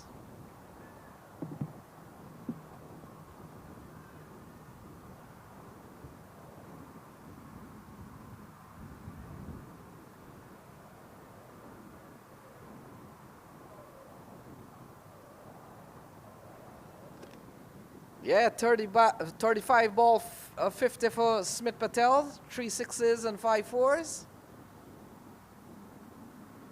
And we talked about survive a couple of chances, one at 7, one at 21. But that doesn't mean this has not been a quality knock. It has been a superb knock from Smith Patel. And any loose bowling was severely dealt with from Smith Patel. He's still there. And you get the feeling that Atlanta Fire under pressure here to first of all get a breakthrough, and then secondly to defend the remaining 71 from 54 balls. Aponso will continue. And Amila has bowled well, 2 overs, none for 10. So he's gone just about 5 runs and over. Comes into Sikaram. And Sikaram gets a good delivery, can't score.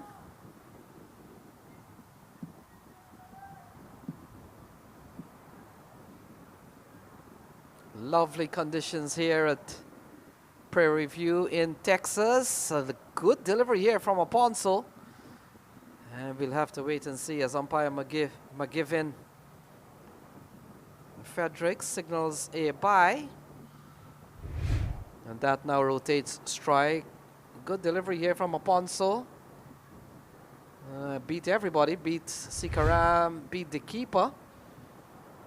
And in the end, another run added to the card here of the Gladiators.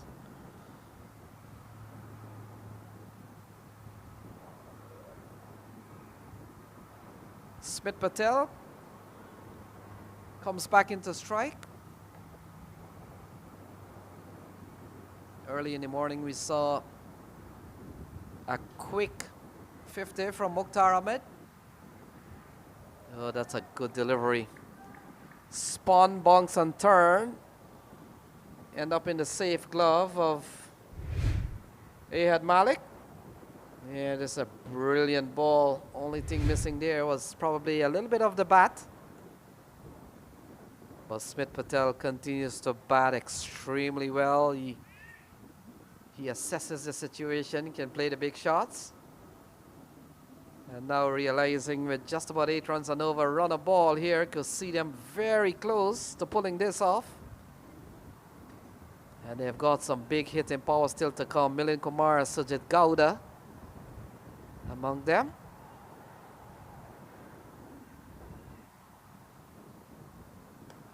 Oh, into the offside.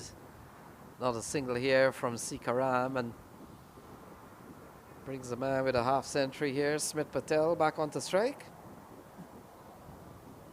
Atlanta Fire searching for a way to get a breakthrough here and perhaps to try and make the best out of 68 that is remaining. But for now, we've seen a solid start. 95 on the board. And so Aponso finishes another quality over from him. Only 3 runs off this over, so 12 gone. It's a 95 without loss.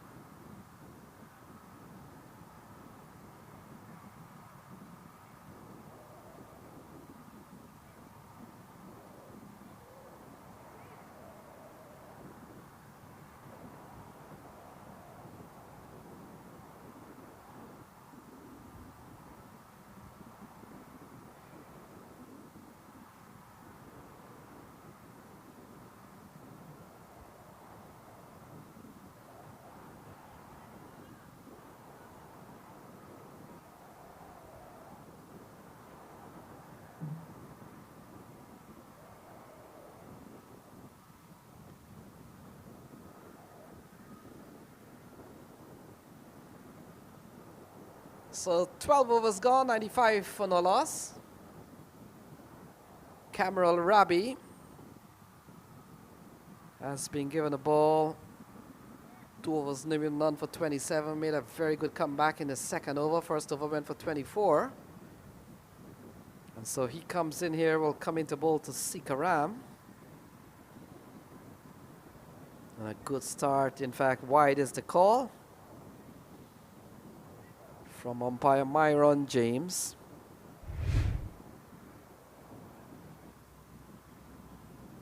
Yeah, good call from the umpire. Ball way outside the off stump.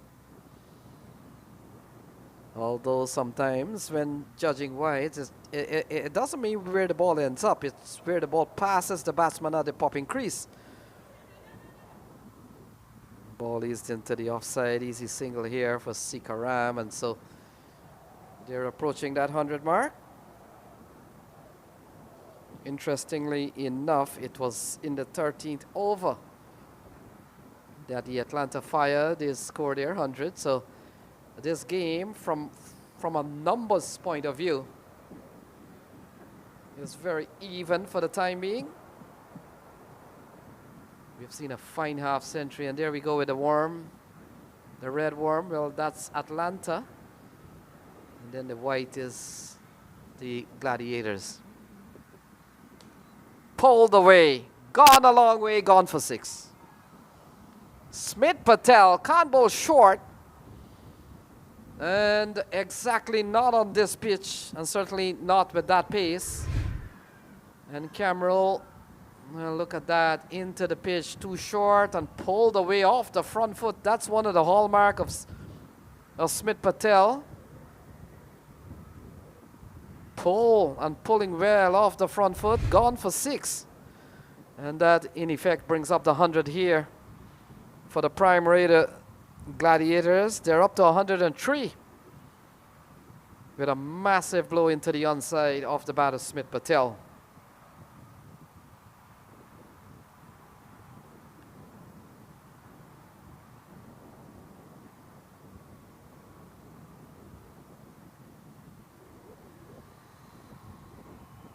So Cameron will continue. Kind of surprised that the ball came back that fast. We have seen quite a few times today when it goes into that area. It's taken a while. Pulled away. Lovely shot again. Shadley. How good he has been for this unit. Bowled well. Shadley has bowled 2 overs, none for 25. Got a 25 runs off 13 balls, and now he's called into action to save runs here for the Atlanta Fire.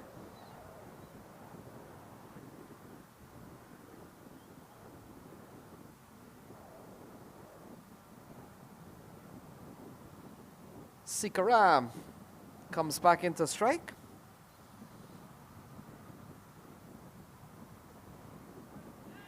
Yeah, big tud onto the pad. Could be leg by here. Doesn't matter. They all add to the card. So we come down with a couple of balls remaining in this over. 105 for no loss. What a knock here we've seen from Sikaram, and the man Smith Patel, as in the case of Smith Patel, successive half century for him. Got a 63 in their opening game at around 11 o'clock, maybe 11:30 around that time. And here he is at 3:53 p.m. on another half century. Ball eased into the offside, and not only has Smith Patel slammed 59 from 41 balls, but he has really batted smartly, very clever. And when he's not getting those big boundary shots, he's just easing the ball into open spaces and running. Realizing that Abhinav Sikaram has been a perfect ploy with him.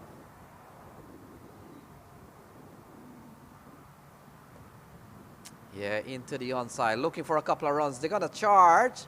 Paul Palmer comes in with a throw, and I think the batters are safely home. But good running from Sikaram, and certainly Smith Patel And in the end, couple to complete over number 13. So 13 gone. It's 108 without loss.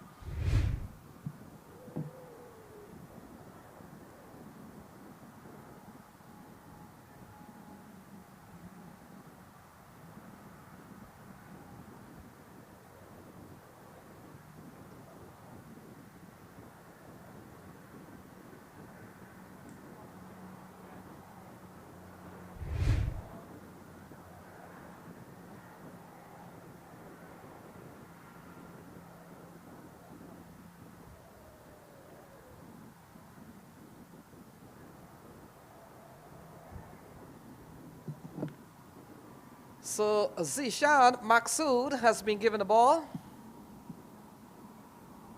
Another left arm spinner, as in the bowling type of Amila Aponso. And he comes in here with 55 to win from 42. As you can see on the board, 108 without loss. What a knock here from Smith Patel, the man on strike, and Sikaram, the non-striker.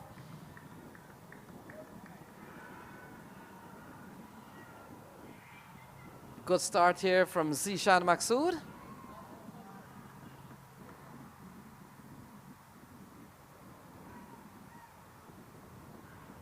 Yeah, Smith Patel trying to go reverse.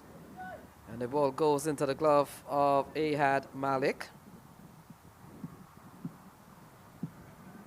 Yeah, we got the feeling that probably Atlanta Fire, they were still short, maybe 20 or 25. Zishan Maksud, as you can see on your screen, given the ball here. Another good ball, so 3 dot balls in this over. This has been a good start here from Zishan Maksud. And I get the feeling that Atlanta Fire, they need a couple of wickets. And if they can dislodge Smith Patel and Sikaram, it could open an avenue for them to really defend their remaining 55 runs. But still so much batting to come. Milind Kumar, he's had a good knock. Sujit Gowda, another top player. Siddish Patari, another quality batter. So it's not going to be easy here for the Atlanta Fire. But they've got to come up with a plan. This has been an unbeaten stand by Abhinav and Smith Patel. And we've seen the Atlanta Fire had their moments of success and certainly simply did not accept them.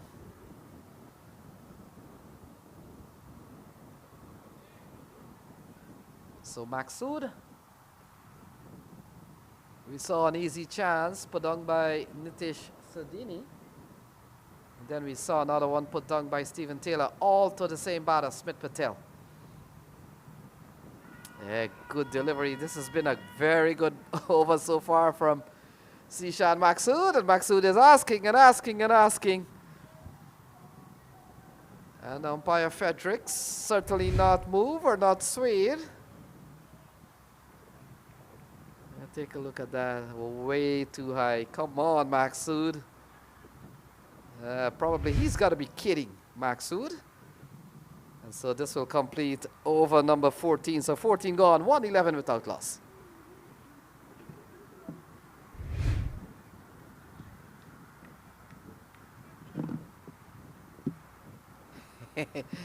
Yeah, here's the ask. Maksud pleading, pleading, pleading. Can't be serious, Maksud. It's 111 without loss.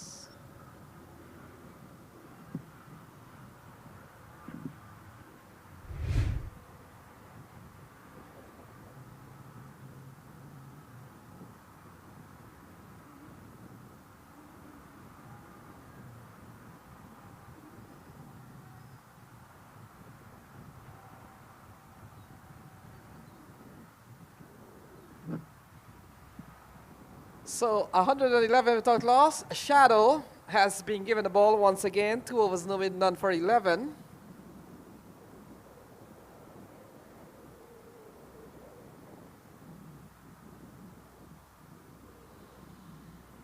And we'll come into bowl to Smith Patel, who is chasing his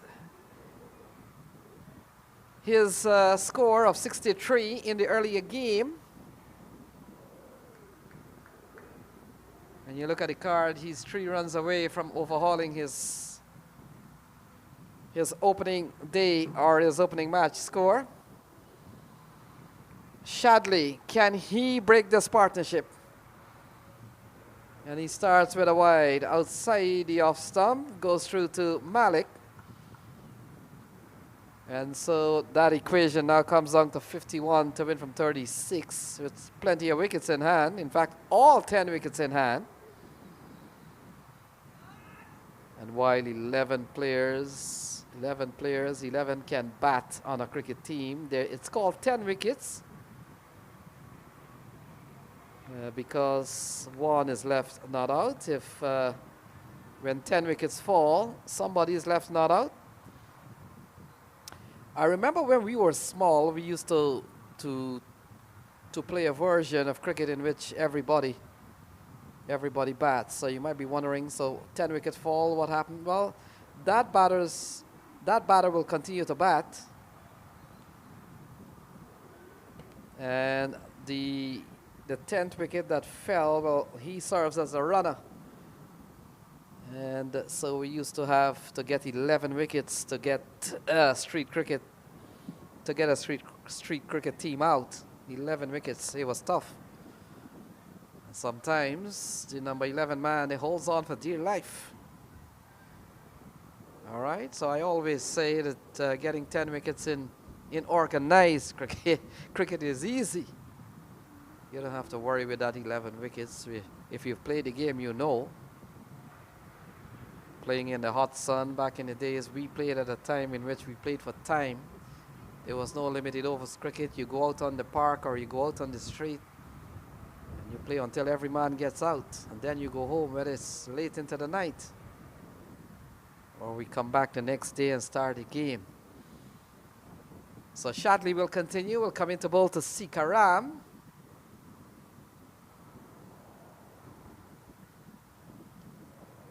Ball cut away into the offside. Chase here for Zishan Maksud.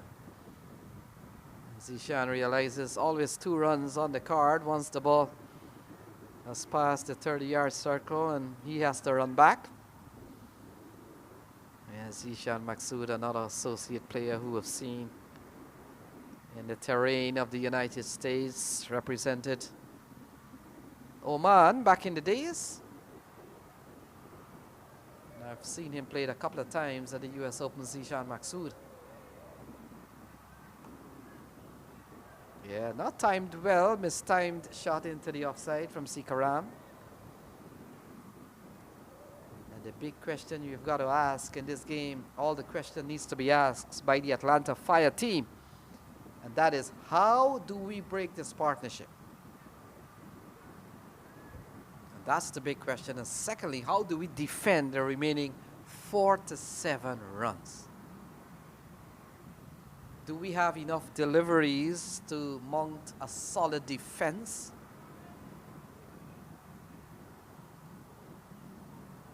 Not a wide here from Shadley.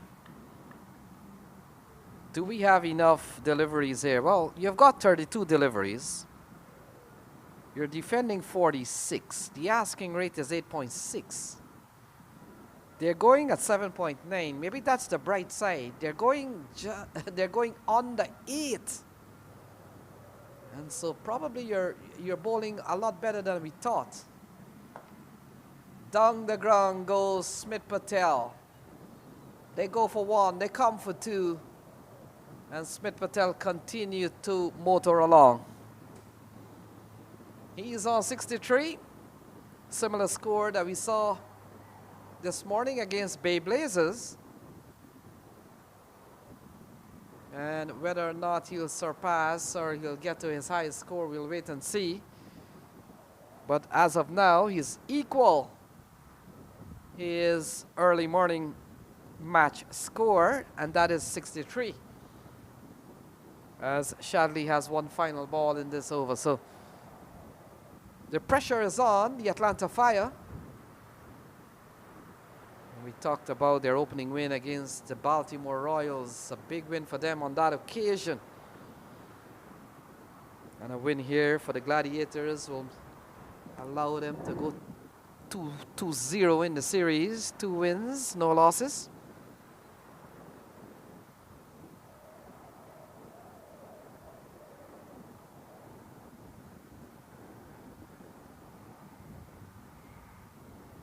So a conference between Shadley, the bowler, and Stephen Taylor, the captain. I know we've got one final ball in this over. And so a little bit of strategic planning here from Stephen Taylor, or are they using the opportunity since Smith Patel has requested a change of bat? Maybe for a time to Stephen Taylor and Shadley to have a look. I wonder what blade is Smith Patel using. It looks like one of those. Is it one of those SG bats? Yeah, popular bat in India for sure. And so now he gets ready with a new blade. And maybe he's not happy with that bat because he's walking to the square, implying that, well, something has held up play. I know, well, it's another bat change. So Smith Patel has decided that he didn't like that one that had come out, and so he goes for another one. Yeah, times have changed. I remember many years ago the entire team had one bat. But these days a guy comes around and he has 6 bats in his bag. Oh, through the offside. Let's see how that bat is hitting. Well, hitting a ball outside the off stump. And the 15th over comes to a close. 120 without loss.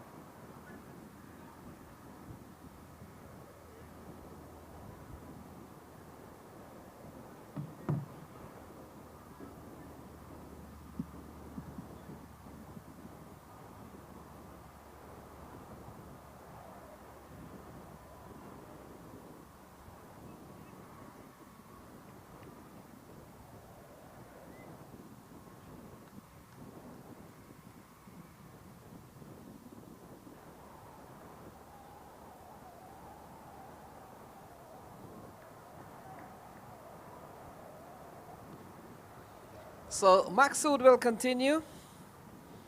First over went pretty well for 3. Will come into bowl to Smith Patel, his highest score in this competition so far. And we're still a couple of games more coming for them, so all the teams will play 4 games. And thankfully the competitions committee had made sure that with the first day on Monday, while no play was possible, they were able to get all the games in so far. And that is why a 3rd game was included in the morning, just to facilitate the complete fixture of the Houston Open in 2026. So great work by the competitions committee. They made sure that teams came here expecting to play 4 games, and it looks like they'll get all their games in.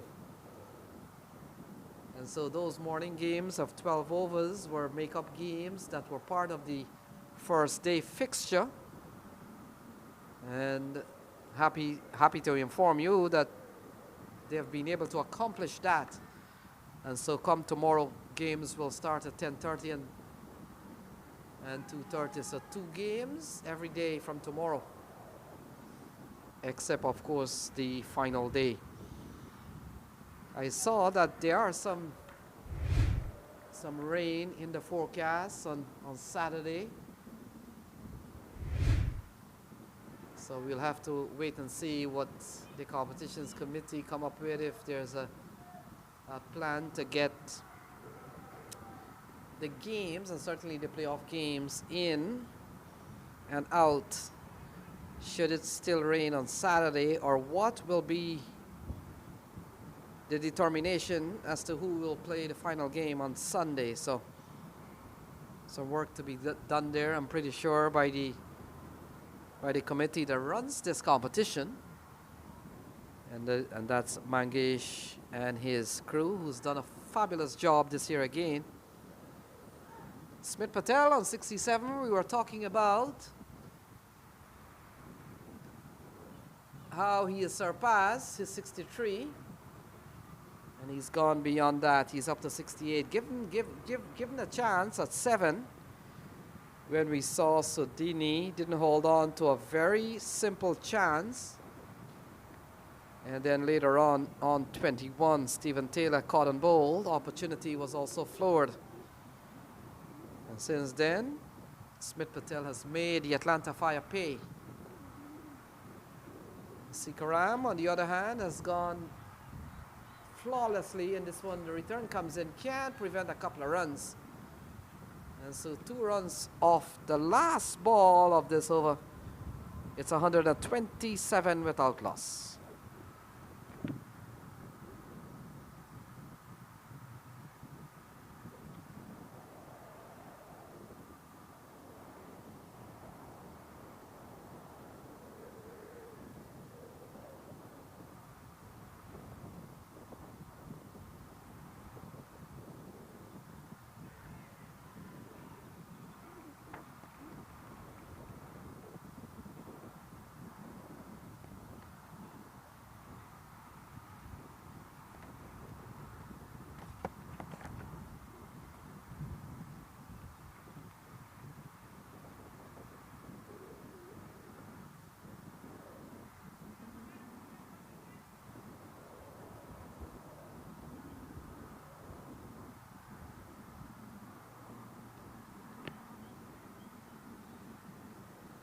So now Sikaram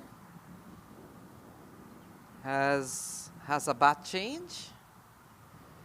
It's 127 without loss. What a knock here from the 2 openers out in the middle.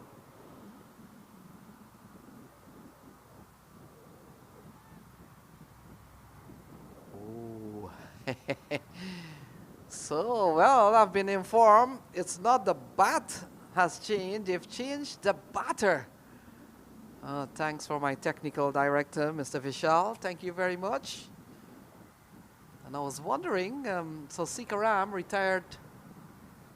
retired for 48, smashed into the onside, gone a long way as Shadley comes back into the attack, and straight away Smith Patel has latched onto this one, and that's a massive 6 in the onside. Yes, Smith Patel, he goes up to 74. And while with requiring just 30 runs, may not give him the opportunity for Smith Patel to get a century, but you never know. If he scores every single run from here on, we could probably get to 100, but let's see if the new batter plays into that plot. Oh, shot into the onside. Full ball from Shadley.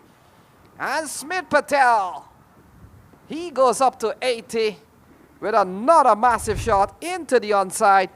6-6 now for Smith Patel. He goes up to 80. Well, well, well. They need 24 to win. Smith Patel needs 80 for 100. How does the math work here? Milind Kumar, who is coming at the other end, will he try to aid and abet Smith to get 100? Into the offside. Fielder comes in, charges the ball. Single to Smith Patel. He goes up to 81. They need 23 to win. Milind Kumar, new man out in the middle.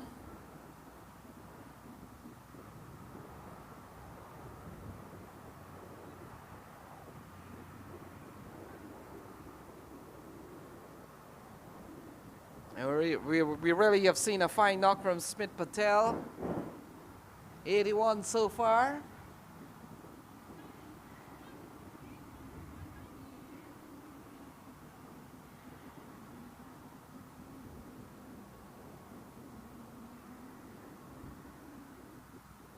And we come down to 23 to win.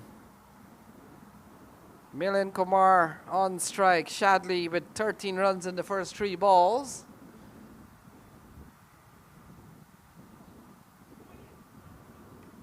Play and a miss, and the ball goes through to Malik, the keeper.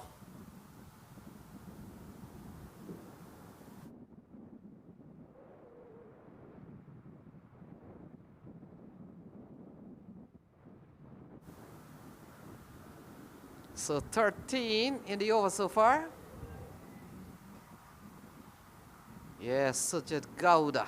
Sorry, Sujit Gowda is the batter. Ball worked into the onside as Sujit Gowda picks up his first run. And hands the strike over to Smith Patel. So 19 he requires.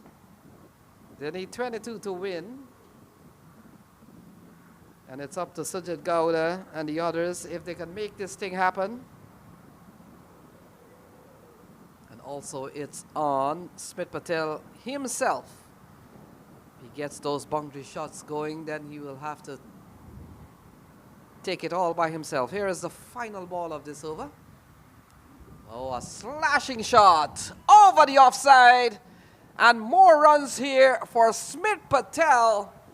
Picks up another 4. He goes up to 85.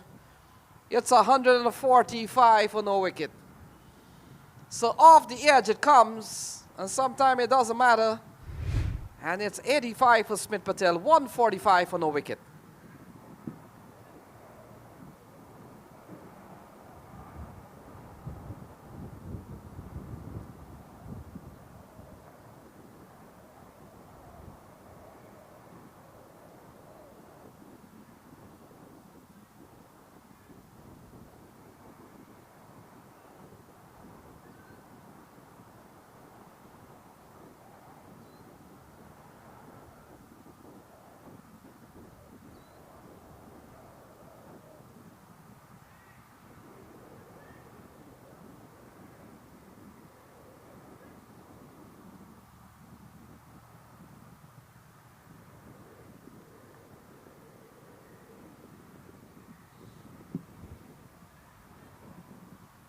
So Zishan Maksud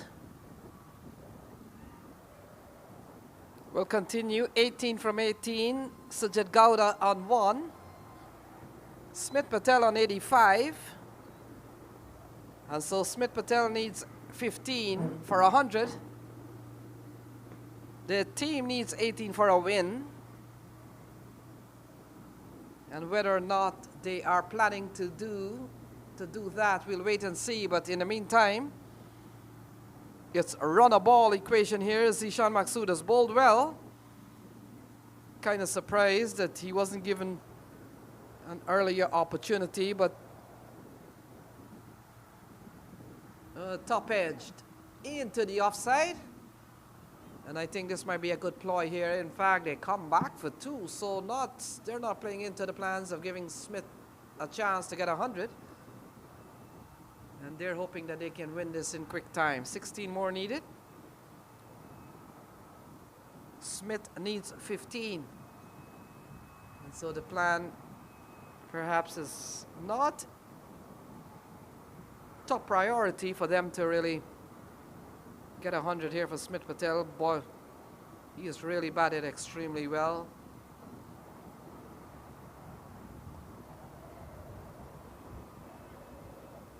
Gowda into the offside, and now Smith Patel. But on the other hand, Smith can take this game into his own hands and really get to 100. But Zishan Maqsood has bowled well.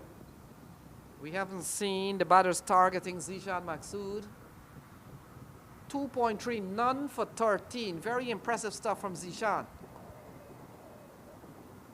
So he has really been the standout bowler in terms of economy rate. 2 overs, no made, none for 14 from Stephen Taylor. We've seen 3 overs, no made, none for 27 from Drysdale. Cut away into the offside. But other than that, we've seen a very good bowling show here from Zishan Maqsood. Yeah, I thought he would have been brought into the attack earlier on, but that's the way Stephen Taylor has run the show. Pulled away into the onside. Fielder comes in. Has he taken the catch? It looks like Pinar has taken the catch. And the big innings of 85 comes to an end off the bowling of Zishan Maqsood. It took Obos Pinar to come up with a very good catch, and that's the end of Smith Patel. Well played for 85. Very good catch. He had to run a long way. In the end, holds on to the ball inches from the grass. And so that's the end of Smith Patel. Well played. 148 for 1. 148 for 1.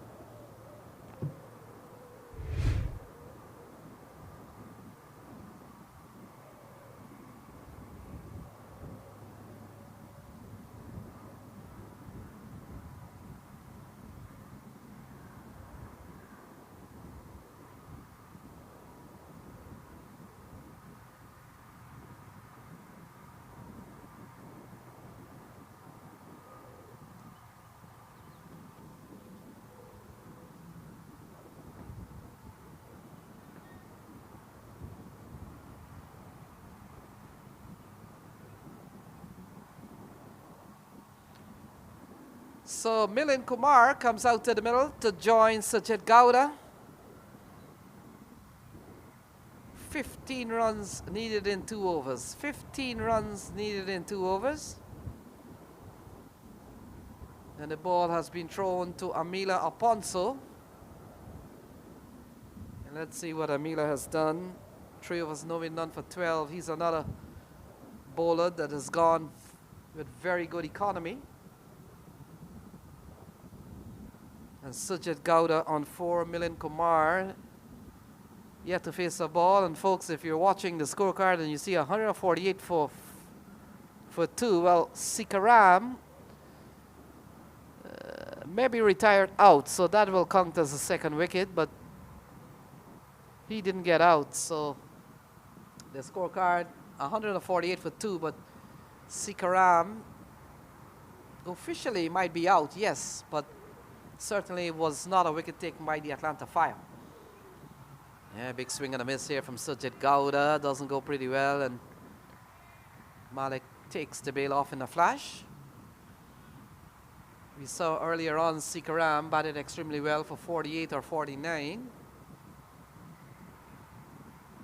And if he's retired out, well, maybe that's a wicket fall, but certainly not taken by the Atlanta Fire. The only thing the Atlanta Fire has taken today was the wicket of Smith Patel, caught by Pinar off the bowling of Zishan Maqsood. High in the air, it's up in the air, fielder will come in. Paul Palmer takes the catch. And that's the end of Sujit Gowda.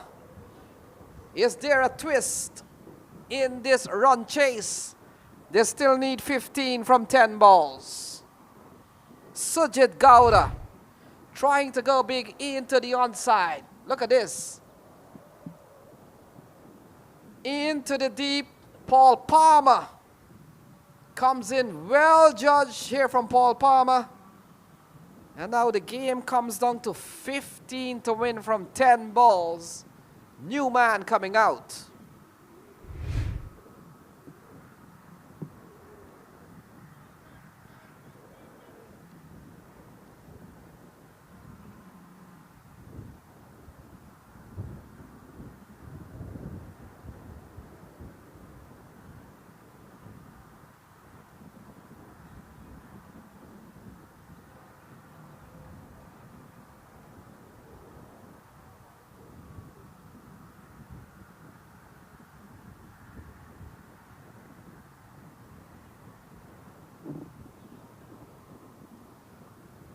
So new batter to the middle.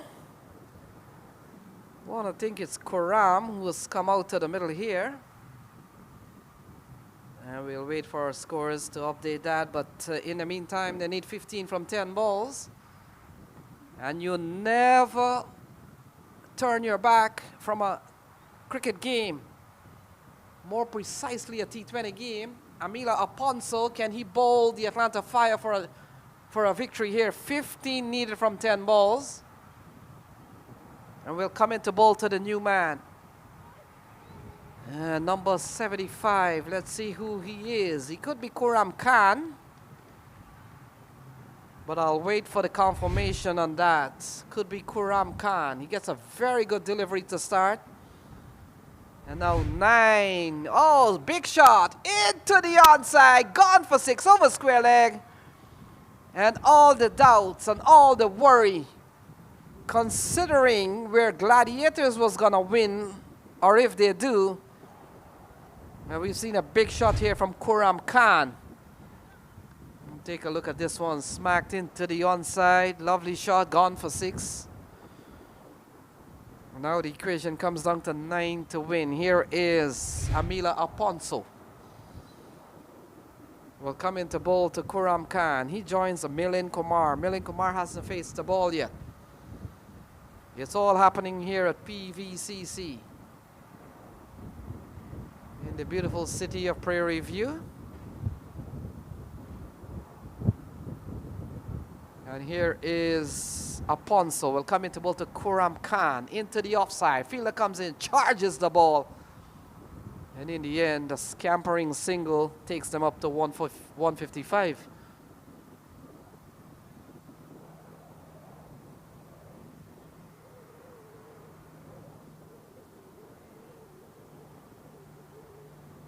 So Milind Kumar. We saw Milind Kumar getting a 47 not out in the Gladiators opening game. Oh, driven into the offside. They go through for 1. Brings them closer home. And so the final over will come up. They need 7 to win. 6 will tie the game. And so it's 156 for 2.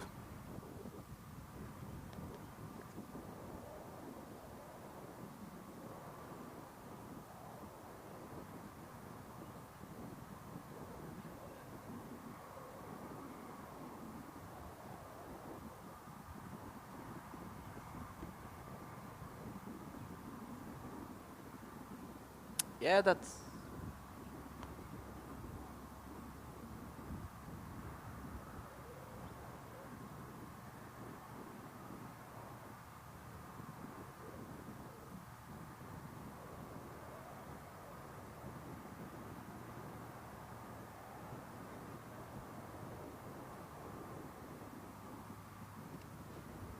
So Zishan Maksud will bowl the final over. They need 7 to win from 6 balls. 6 will push the game into a super over. That's how you decide T20 games, if there's a tie. And I'm pretty sure that the playing conditions stipulates that. Oh, it's in the air. Oh, fielder has taken the catch and a wicket falls. Aponso comes up with a very good catch. Milind Kumar is gone. And do we have a game on our hands here? Milind Kumar goes big into the onside. And look at this. Good running around here from Amila Aponso. Wow, a near collision here by the two fielders, but in the end, Amila holds on for dear life. And is it game on here at PVCC? Adil Bhatti strikes to the middle. And they still need 7 to win from 5 balls. What a game developing here at the Houston Open.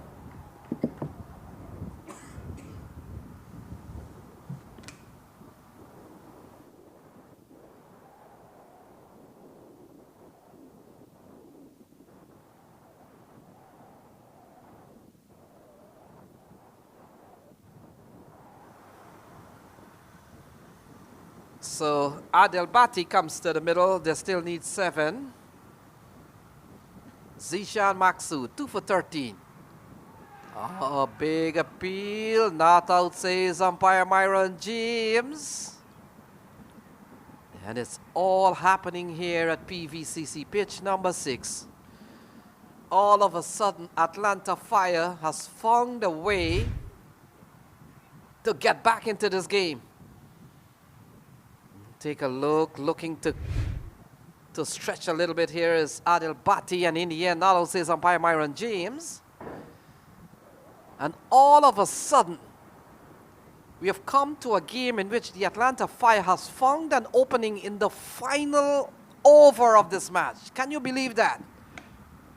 In the final over of this match, oh, pulled away, down the leg side, gone for 1, looking for 2, it's not there. So they need 6 to win in 3 balls. 6 to win in 3 balls. Atlanta Fire. The last shot at perhaps getting a win here. We've seen in the previous over as Kuram Khan comes into strike that he can hit the ball. Struck a lovely 6 in the last over. Yes. And now with 6 to win in 3 balls, Zishan Maksud has bowled well. 2 for 14 in 3.3. Here he is. He comes into bowl to Kuram Khan. And Khan is cutting and cutting well. Passes Paul Palmer and has gone away for a much important boundary here for the Gladiators. What a shot from Kuram Khan. Given width, and look at that, smacked through the offside. Lovely shot from Kuram Khan, passes the diving Paul Palmer and speeds away to the boundary. 2 runs to win from 2 balls. 2 runs to win from 2 balls. Zishan will have to get a wicket here. He will have to get 2 wickets here. He'll have to bowl 2 dot balls here. Not much he has to give away. And Kuram Khan has played a good hand, a 6 and a 4 for him. He's on 11 from just 4 balls, 2 boundaries for him. And these boundaries are proving very critical, very crucial here for the Prime Raider Gladiators. Here we go. 2 runs in 2 balls. Zishan Maksud makes the latest adjustment on his field. He wants the backward square to come forward of square. And now he goes to a mid-wicket position. And so 2 in 2. Here we go. Zishan Maksud to Kuram Khan. And into the offside. Taylor can't pick up cleanly. And in the end, the game is tied. So the scores are level. And if this is a dot ball, then super over.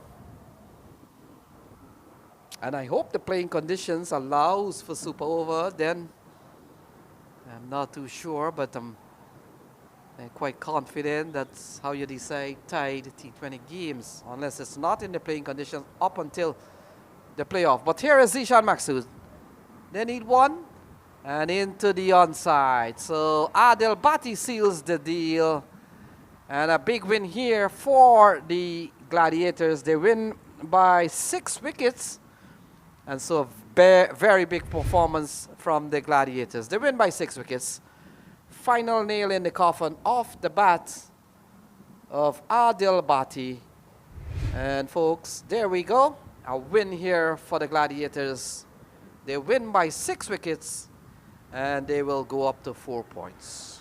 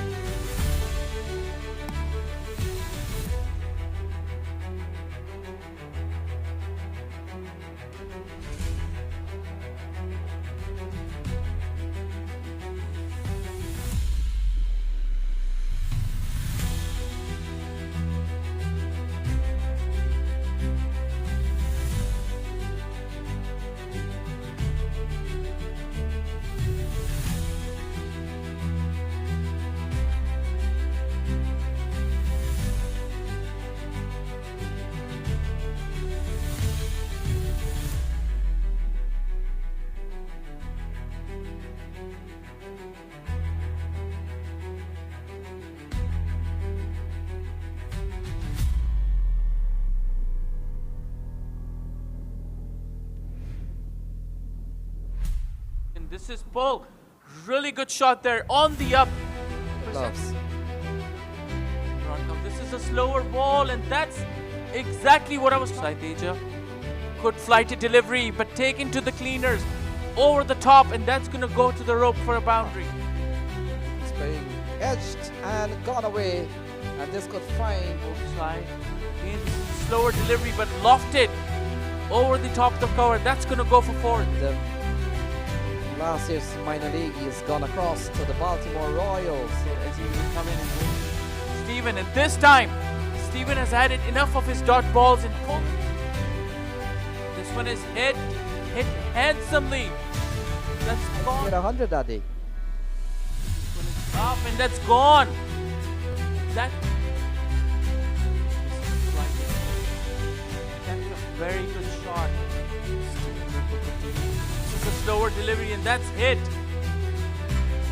This one is swept and it's gonna clear over the top of Adilpati comes in. This one is hit and that's up in the air and the fielder settling underneath and that's gone. And that's what this one is lofted again and the fielder settling underneath. Can he take it? And yes, he does. Right on the ropes. Now that this one is whacked.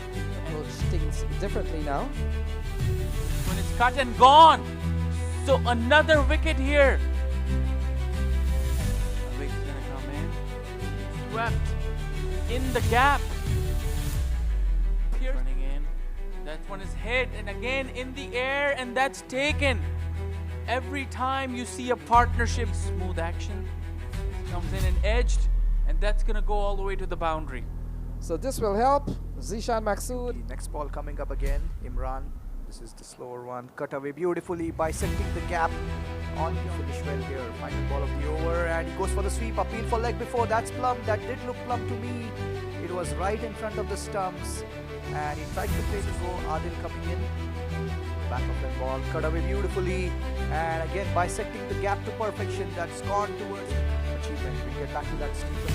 This one is played on the offside. The fielder at covers, and I don't think he got caught it. He could not. Or did he? Oh.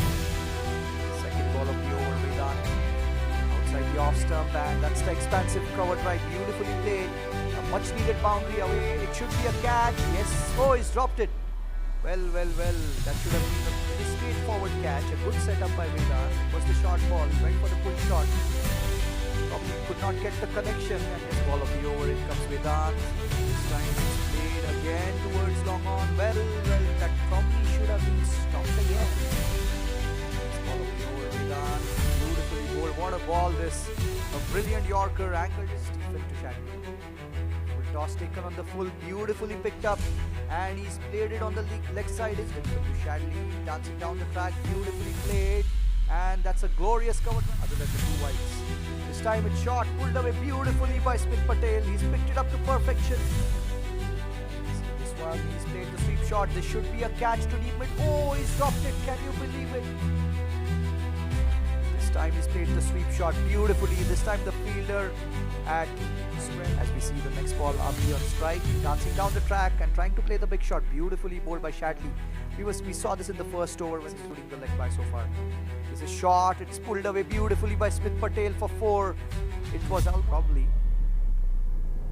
This time he's pulled it beautifully by Abhi. Attack here, not Shadley, so apologies for that. This time it's pulled away beautifully.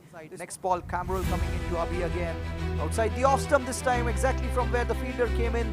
And he's bicycled to Abhi again. This time he's pulled it away on the leg side. And it's gone towards deep square leg for Free flowing in this over. Look at that. More What a runs shot here this. for Sikaram over the offside. And this one he ends. This is swept away beautifully in the gap. The fielder is one of his scoring shots for sure. Again, giving himself some room, and again a caught and ball drop chance. Can you believe it? Strike. This time he's played the pull shot again, shuffling across. Into the offside. Hammered away through the covers. Oh, massive strike from Smith Patel for Kohli. Oh, struck well. That's a lovely shot again. Pulled away. Gone a long way. Gone for 6. Retired for 48. Smashed into the onside. Gone a long way. And oh, shots into the onside. Full ball from Shadley. Oh, a slashing shot over the offside. And more runs. Pulled away into the onside. Fielder comes in. Has he taken the catch? It looks like Pinar has taken Sean Maxud.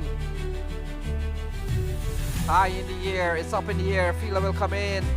Paul Palmer takes the catch. Coming to bowl to the new man. Number 75. Let's see who. And now 9. Oh, big shot into the onside. Gone for 6 over square leg. And all the doubts and all the worry that. Oh, it's in the air. Oh, fielder has taken the catch and a wicket falls. Khan. And Khan is cutting and cutting well. Passes Paul Palmer. Then hit one and into the onside. So Adil Bhatti seals the deal. And a big win here for the Gladiators. And folks, there we go. A win here for the Gladiators. They win by 6 wickets. And they will go up to